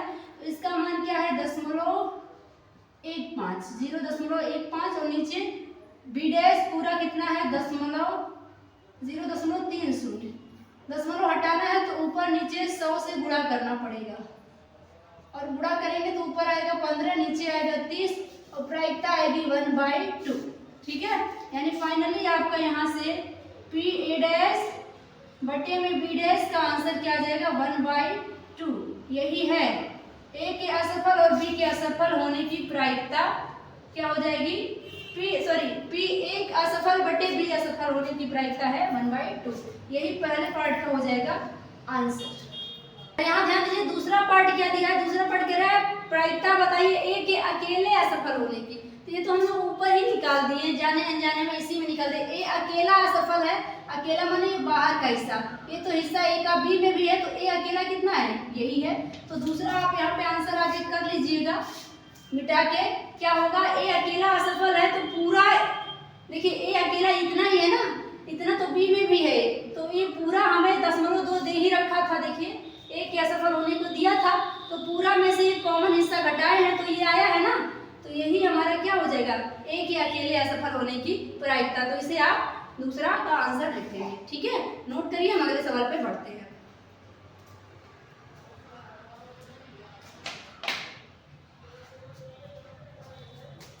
तो ये बढ़ते हैं अगले क्वेश्चन पर। क्वेश्चन नंबर 9 दिया है, थैला 1 में से 3 लाल और 4 काली गेंदें हैं तथा थैला 2 में 4 लाल और 5 काली गेंदें हैं।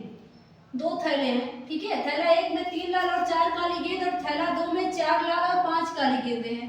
एक गेंद को थैला 1 से थैला 2 में स्थानांतरित किया जाता है और तब एक गेंद थैला 2 से निकाल दिया जाता है। निकाली गई गेंद लाल रंग की है, स्थानांतरित गेंद के काली होने की प्रायिकता ज्ञात कीजिए। देखिए जब भी दो पार्ट में पार्टीशन होता है क्वेश्चन का तो बेज प्रमेय इस चैप्टर में लगेगा। ये मैं कई बार आपको बेज प्रमेय के सवालों को पहचानना सिखा चुकी हूँ कि कैसे पहचानेंगे, तो बिल्कुल बेज प्रमेय का ही सवाल है, लेकिन सवाल विविध का है तो लेवल थोड़ा स्टैंडर्ड है। ध्यान से देखिए क्या दिया है, यहाँ पे हमारे पास दो थैले हैं, थैला नंबर 1 और थैला नंबर 2। थैला नंबर 1 में 3 लाल और 4 काली गेंद है, 3 लाल गेंद है हमारे पास और प्लस 4 काली गेंदें हैं, ठीक है। 3 लाल 4 काली गेंदें यहाँ पे थैला 1 में है और थैला 2 में 4 लाल और 5 काली गेंदें हैं, तो यहाँ पे 4 लाल गेंद है थैला 2 में और प्लस 5 काली गेंदें हैं। अब इसके अलावा क्या कह रहा है प्रश्न, कह रहा है कि एक गेंद को थैला 1 से थैला 2 में स्थानांतरित किया गया, एक गेंद निकाल के इसमें से इसमें डाल दिया गया। अब वो कौन सी गेंद है अभी नहीं पता है, स्थानांतरित किया गया और तब एक गेंद थैला 2 से निकाला गया। अब जब इसमें एक और गेंद इसमें से डाल दिए तब उसमें से अब फिर से एक गेंद निकाल रहे हैं, ठीक है। और निकाली गई जो गेंद है वो लाल रंग की है, अब इसमें स्थानांतरण के बाद जो गेंद हम निकाल रहे हैं बाद में, वो गेंद लाल रंग की है, ये हमें पता है। तो कह रहा है जो गेंद स्थानांतरित की गई थी वह काले रंग की थी, इस बात की प्रायिकता बताइए। क्या सवाल को समझ पा रहे हैं? सवाल कर रहा है इसमें 3 लाल और 4 काली गेंद, इसमें 4 लाल 5 काली गेंद। पहले इसमें रैंडम कोई एक गेंद निकाल के इसमें डाल दिया गया थैला 2 में, और अब थैला 2 से एक गेंद निकाला जा रहा है जो लाल रंग का निकल जा रहा है।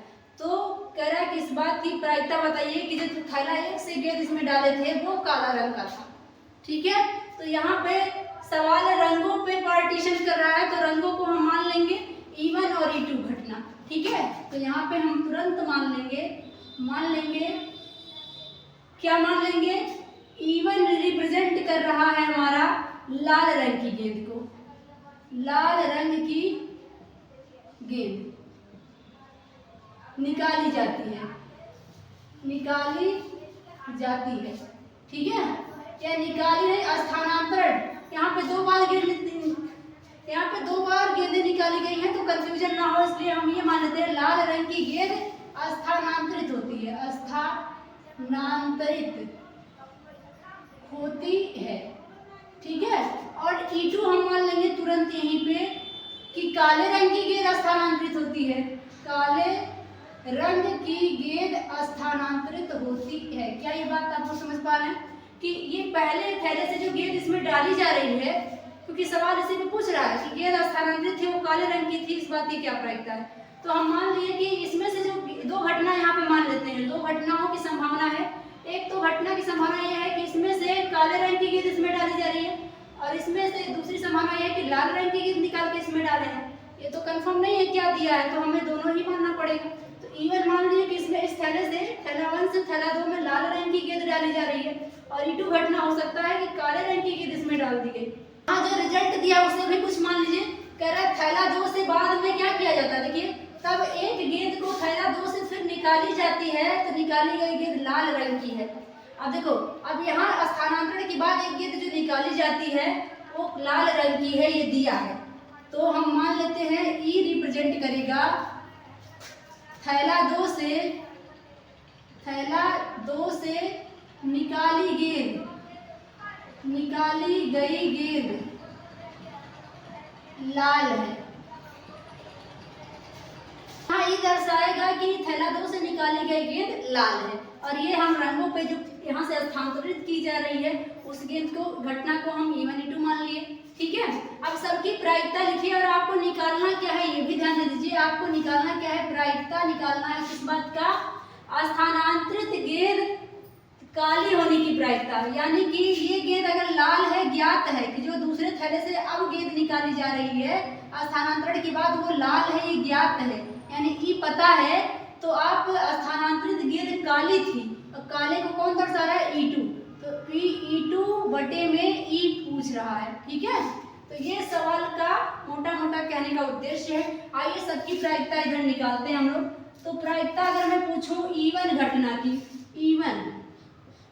E1 क्या दर्शा रहा है? लाल रंग की गेंद लाल रंग की गेंद स्थानांतरित होती है, यानी थैला 1 से थैला 2 में कौन से रंग की? लाल रंग की गेंद स्थानांतरित होगी, इस बात की क्या प्रायिकता है? तो देखिए हम लोग अनुकूल बटे कुल परिस्थितियों से प्रायिकता निकालते हैं। तो यहाँ पे देखिए, चूंकि यहाँ पे कुल गेंद कितनी है? हमारे पास 7 गेंद है, जिसमें लाल स्थानांतरित होगी। इन तीनों लाल में से कोई भी लाल स्थानांतरित हो सकती है, और बटे कुल यानी कि 7, अनुकूल है 3, क्योंकि लाल अगर स्थानांतरित होगी, क्योंकि E1 लिया है ना, E1 लाल को दर्शा रहा है, तो 3 लाल में से कोई भी हो जाएगी, और बटे संभावना कितनी होगी? 7 के स्थानांतरित होने की, है ना। 7 गेंद में से ये 3 संभावना होगी कि लाल गेंद इसमें जाएगी। ठीक है, और दूसरा यहाँ पे मैं पॉसिबिलिटी अगर पूछ लूँ E2 की, E2 माने थैला 1 से थैला 2 में काली वाली गेंद को हम स्थानांतरित कर रहे हैं, तो इसकी क्या संभावना होगी? इसकी अनुकूल परिस्थितियां 4 हैं, क्योंकि 4 काली गेंद है हमारे पास, और कुल परिस्थितियां कितनी हैं? बट्टे में कुल हमेशा होता है तो 7। ठीक है, तो P1 P2 आ गया। अब अगला मान हमें चाहिए होगा कि दूसरी गेंद जो निकाली जाती है लाल रंग की, उसके लिए, यानी कि अगर मान लीजिए ये घटना घटित हो चुकी, यानी कि E1 घटित हो चुका, यानी कि E1 दर्शा रहा है लाल गेंद, तो लाल गेंद अगर थैला 2 में गया है तो जो दूसरी गेंद थैला 2 से अब निकाल रहे हैं लास्ट में, वो लाल रंग की है। इसकी क्या प्रायिकता है? यानी अगर मैंने मान लो कि इसमें से एक लाल गेंद इसमें गई, उसके बाद लाल गेंद दोबारा इसमें से निकाली जा रही है, इस बात की क्या प्रायिकता है? तो यहाँ से एक लाल अगर इसमें चली गई तो अब 4 लाल पहले से थी, एक लाल और आ जाएगी कि नहीं आ जाएगी? तो इसमें 4 लाल और एक और लाल मिला के 5 लाल हो गई। तो 5 लाल में से कोई एक लाल निकल सकती है कि नहीं निकल सकती है? और बटे कुल परिस्थितियां कितनी होंगी? 5 4 9 गेंद तो पहले से थी, एक लाल और आ गई तो कितने हो गए? 10 गेंदें हो गई। तो क्या ये 5/10 हो जाएगा? ये बात आप समझ पा रहे हैं कि नहीं?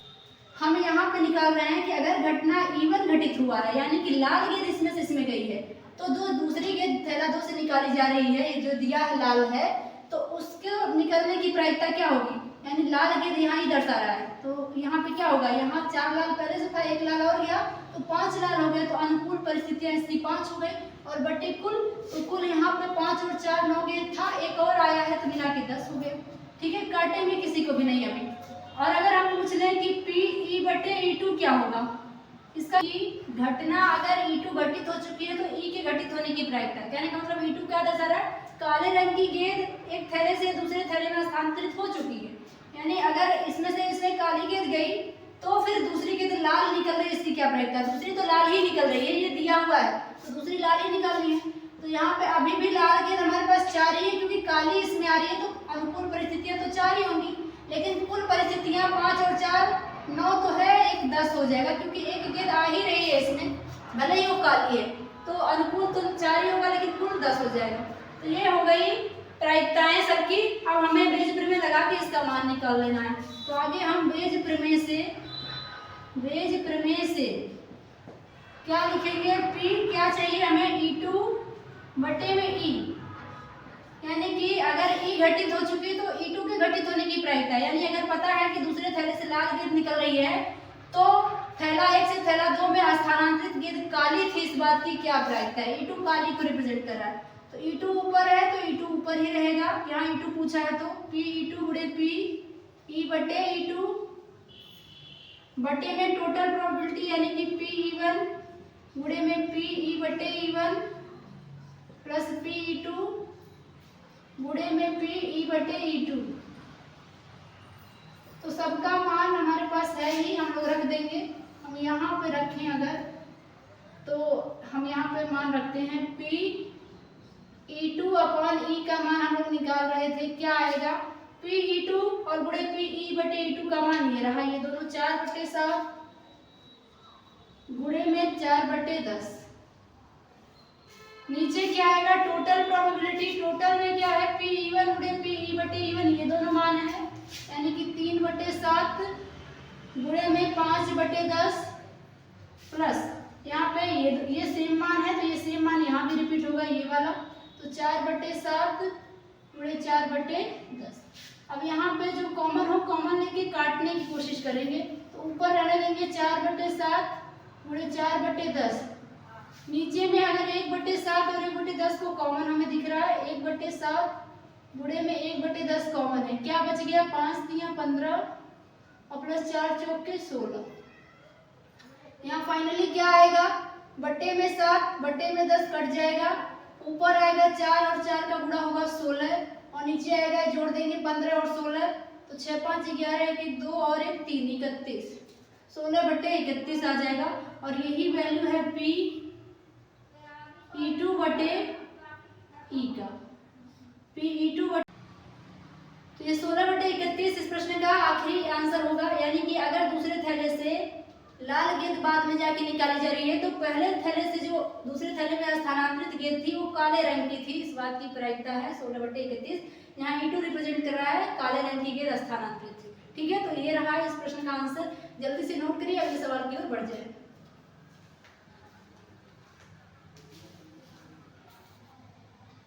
आइए बढ़ते हैं अगले सवाल पर, और आ चुका है बहुविकल्पीय प्रश्न। आपका प्रश्न नंबर 10 बहुविकल्पीय है। इसके आगे 2 और सवाल हैं जो ऑप्शनल क्वेश्चन है और लेकिन बहुत ही इंटरेस्टिंग है। आप देखिएगा इसको, यहाँ पे क्या दिया है? क्वेश्चन नंबर 10 दिया, यदि ए और बी दो ऐसी घटनाएं हैं कि PA is not equals to 0, यानी कि ए की प्रायिकता जो है शून्य अब दिया है पी बी बटे ए बराबर ए, यानी conditional probability P B by A is equals to 1 दिया है। तब कह रहा है इन ऑप्शन में से कौन सा ऑप्शन सही होगा। पहला कह रहा है ए सबसेट बी, दूसरा कह रहा है B subset A, C option कह रहा है बी इज इक्वल टू 5 और डी कह रहा है कि ए इज इक्वल्स टू 5। तो यहाँ पे कुछ ऑप्शन तो आप खुद ही काट सकते हैं। जैसे ऑप्शन नंबर डी, अगर ए 5 के बराबर हो जाएगा तो उसकी प्रायिकता क्या होगी, शून्य हो जाएगी ना। किसी भी चीज की अगर कोई सेट शून्य है, खाली है, एम्प्टी है, तो उसकी प्रायिकता भी शून्य होती है। तो अगर ये यहाँ पे ये ऑप्शन कभी भी सही होता तो ये दिया ही नहीं होता। दिया है आपको ए की प्रायिकता शून्य नहीं है, यानी कि एक प्रायिकता जब शून्य नहीं है तो ए कभी भी 5 नहीं हो सकता। तो डी ऑप्शन तो आप अपने आप से ही काट सकते थे, लेकिन अभी भी 3 ऑप्शन है। तो आइए इसको हल करते हैं, थोड़ा सा सॉल्व करेंगे ताकि आपका आंसर अच्छे से निकल के आए। वो विकल्पी प्रश्नों को आप सॉल्व करके किया करिए। वैसे तो आपको कोई भी बता देगा कि ये ऑप्शन सही है, लेकिन ऑप्शन सही है तो क्यों है ये रीजन आपको पता होना चाहिए। आइए देखिए इसमें क्या दिया है। दिया है कि P A is not equals to शून्य, यानी ए की प्रायिकता शून्य नहीं है। और दूसरा दिया है पी बी बटे ए बराबर है 1 के, इक्वेशन 1 मान लीजिए। अब जो दिया है उसी का फार्मूला लगा दीजिए। चूंकि हम लोग जानते हैं कंडीशनल प्रोबेबिलिटी पी बी बटे क्या होता है, पी दोनों का इंटरसेक्शन, यानी बी इंटरसेक्शन ए और बटे में पी ए नीचे वाला, ये होता है हम लोग पढ़े हुए, ठीक है। इसका ये मान होता है और इसका मान खुद ही दिया है किसके बराबर, 1 के बराबर। तो समीकरण 1 से हम लोग मान रख देंगे, तो यहाँ पे हमें 1 निकल के आएगा क्या, 1 बराबर हो जाएगा पी, इसको बी इंटरसेक्शन ए कहिए चाहे ए इंटरसेक्शन बी कहिए, और बटे में पी ए। और ये कहाँ से हम लोगों ने किया, समीकरण नंबर 1 से, ठीक है। समीकरण 1 से इसका मान रख दिया और ये होता है इसका मान हम लोग जानते हैं। तो यहाँ तिरछी गुणा अगर कर दें तो आपको क्या दिखने को मिलेगा, पी ए जो है वो बराबर है किसके, पी ए इंटरसेक्शन बी की। अब ये बात समझिए, अगर पी ए बराबर है ए इंटरसेक्शन बी के तो क्या मतलब है। मैं आपको एक डायग्राम के माध्यम से इसको समझाती हूँ। मान लीजिए ये आपका सेट है बी और कह रहा है बी में जो इंटरसेक्शन ले रहे हैं ए का, तो खड़े खड़े ए के बराबर आ रहा है, यानी ए जाहिर सी बात है बी के अंदर होगा, ए कहीं अंदर होगा, ये ए होगा, तभी ना ए और बी का जो कॉमन हिस्सा है खड़े ए तभी हो सकता है जब पूरा ए बी के अंदर हो। अगर मैं इसको ऐसे बना दूं, ए यहाँ है और बी यहाँ है, ए यहाँ है और बी यहाँ है, तो क्या ए और बी का कॉमन हिस्सा केवल इतना ही आएगा ना, तब खड़े ए थोड़ी ना कॉमन आएगा। जबकि ये कह रहा है इसके हिसाब से ए और बी का कॉमन हिस्सा खड़े ए के बराबर है, तो तभी ये हो सकता है जब पूरा का पूरा ए वाला सर्कल बी वाले सर्कल के अंदर आ जाए, क्योंकि यहाँ पे नहीं हो सकता, तो ये नहीं होगा, ये सही होगा, ठीक है। तो ये कब होता है, जब ए पूरा सर्कल बी के अंदर है, तो इसे क्या कहते हैं, ए पूरा बी में है, यानी ए बी का उपसमुच्चय है, ए बी का सबसेट है। तो यहाँ से हम लोग कह सकते हैं कि ए इज सबसेट ऑफ बी, ये आपका सही उत्तर है। तो आइए देखते हैं किस ऑप्शन में है, A is subset of B, option number A is the right answer, ठीक है। तो आप तर्क के साथ पढ़िए, कोई भी ऑप्शन यहाँ यूं ही नहीं दे दिया है, ठीक है। जो लॉजिक इस चैप्टर में आपको पढ़ाया गया है, जो सारी चीजें बताई गई हैं, कॉन्सेप्ट उसी से आया है। तो जल्दी नोट करिए, अगले सवाल की ओर बढ़ जाएं।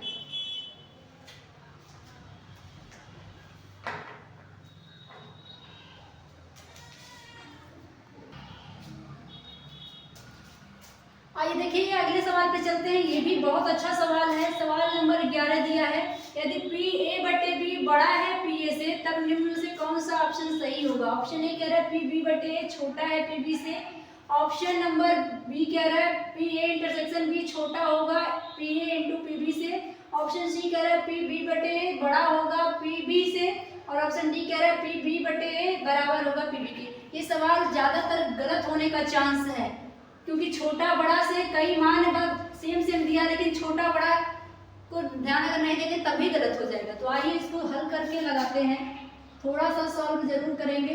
तो हमें क्या दिया है, हमें दिया हुआ है कि पी ए बटे में बी जो है बड़ा है पी ए से, ये दे रखा है। और हम इसके बारे में क्या जानते हैं, इसके बारे में हम लोग जानते हैं कि पी ए बटे बी होता क्या है,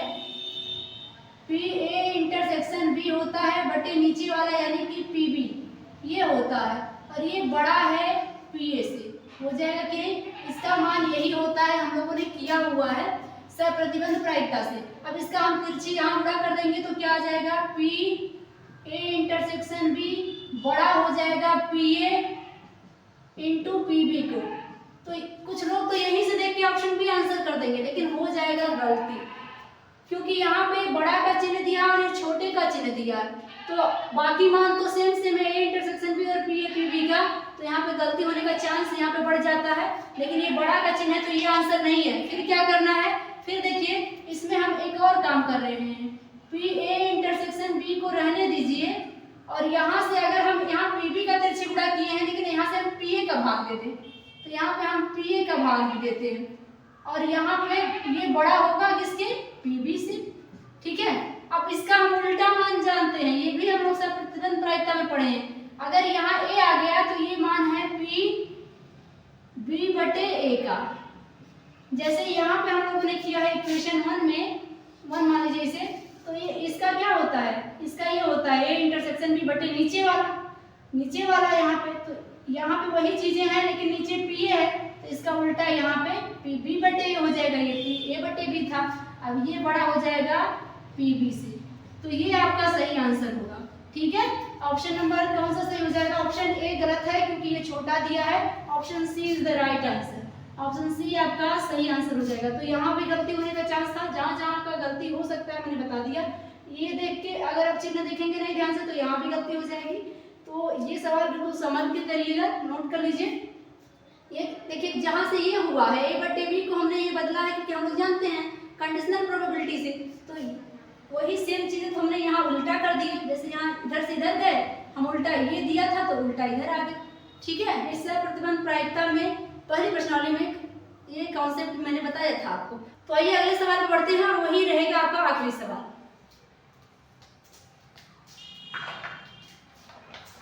तो आइए आज की क्लास का आखिरी सवाल, और इस चैप्टर का भी आखिरी सवाल, इस प्रश्नावली का भी आखिरी सवाल है, क्वेश्चन नंबर 12, ये भी बहुविकल्पी है। देखिए बहुत अच्छा ये भी है सवाल, कह रहा है यदि ए और बी ऐसी घटनाएं हैं कि P A plus P B minus P A और बी बराबर पी ए है, तब हमें इन ऑप्शंस में से बताना है कौन सा सही है, उसे टिक करना है। देखिए यहाँ पे ये वैल्यू दे दिया है, अब आपको यहाँ भी ऑप्शन जो है ना कंफ्यूजिंग दिखेगा, सब में same value, P B by A 1 दिया है, पी ए बाई बी 1 दिया है, पी बी बाई ए 0 दिया है, पी ए बाई बी 0 दिया है, तो जाके भी तुक्का मार नहीं पाओगे। तो थोड़ा सा हल क्यों ना कर रहे हैं हम लोग, हल करने से सटीक आंसर अगर 2 लाइन करने से मिल जाता है तो तुक्का क्यों मारना है। इस पे भी पेपर में जब भी आएगा ऐसे सवालों को, प्रायिकता का सवाल खास करके, जरूर 1-2 लाइन हल करने की अगर जरूरत है सवाल को तो हल कर दीजिएगा। देखिए क्या दिया है हमारे पास, दिया हुआ है, क्या दिया है भाई, पी ए, यहाँ पे दिया है P A plus P B minus P A और बी का मतलब क्या होता है, और हमेशा इंटरसेक्शन को दर्शाता है, और ये पी ए के बराबर है, दे दिया है, तो दे दिया है, तो देखिए पी ए दोनों साइड में है, सेम चिन्ह भी है, दोनों धनात्मक है तो कट जाएगा, पी ए कट गया, अब बचा P B minus P A intersection B, ये आपका पी बी बच गया, इसको उधर भेज देते हैं तो हो जाएगा पी ए इंटरसेक्शन बी। ठीक है, भेज देते हैं दूसरे साइड में, तो ये प्लस हो जाएगा। अब हम क्या करें, इसका इधर भाग दे देते हैं, तो यहाँ पे बचेगा 1, भाग दे देंगे पी बी का तो 1 बचेगा, ये प्रायिकता आप ए इंटरसेक्शन बी की, और बट्टे में आ जाएगा आपका पी बी। करेक्ट है क्या, ये 1 आ गया। और याद करिए सप्रतिबंध प्रायिकता पहली ही प्रश्नावली का ये फार्मूला है, क्या है ये, पी ए इंटरसेक्शन बी बट्टे पी बी का क्या मान होता है, नीचे जो होता है वो भी वही हम नीचे लिखते हैं, और ऊपर जो बच गया यानी ए, यही तो होता है, तो ये किस ऑप्शन में है वही आपका फाइनल आंसर हो जाएगा। यहाँ पे दिखा दीजिएगा, चूंकि क्या होता है ए इंटरसेक्शन बी, सॉरी इसको क्या हम लोगों ने पढ़ा है, पी ए बटे में बी बराबर होता है पी ए इंटरसेक्शन बी बटे पी बी, ये हम लोगों ने सप्रतिबंध प्रायिकता में पढ़ा हुआ है, तो ये आपका फाइनल आंसर होगा। देखिए किस ऑप्शन में है, ए बटे बी बराबर 1 दिया है, तो यहाँ ए भी ध्यान दीजिएगा, बी बटे ए और ए बटे बी सेम नहीं है, अलग अलग है, तो ए A/B वाला आया है तो आपका B is the right answer, जबकि ऑप्शन ए गलत हो जाएगा क्योंकि B/A दे रखा है, तो इसका भी आपको खास ख्याल रखना है। ठीक है, ऑप्शन बी सही हो जाएगा। और ये है इस प्रश्नावली का आखिरी सवाल, जल्दी से आप इसे नोट कर लीजिए।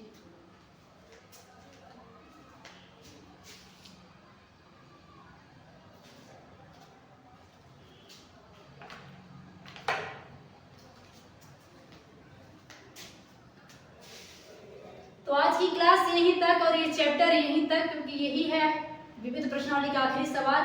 तो इस चैप्टर का ये सीरीज जो भी 10 से 12 लेक्चर का रहा है वो कंप्लीट हुआ। मुझे उम्मीद है आपको ये हेल्पफुल लगा होगा, और एग्ज़ाम आपका अभी भी 1 से 1.5 महीना है, तो आपका टाइम से पहले कंप्लीट भी हो गया है ये चैप्टर। तो अच्छे से इसको आप रिवीजन करिए। तो इसके बाद भी अगर कोई डाउट आपको रह गया है तो उसे कमेंट कर दीजिए। अगली क्लास में, अगला जो भी क्लास आएगा उसमें मैं पहले आपका ये डाउट जरूर क्लियर करा दूंगी। साथ में अब हम बहुत जल्द इम्पोर्टेंट क्वेश्चंस की सीरीज शुरू कर रहे हैं। हर चैप्टर का जो मोस्ट इम्पॉर्टेंट क्वेश्चन है उसको कराएंगे।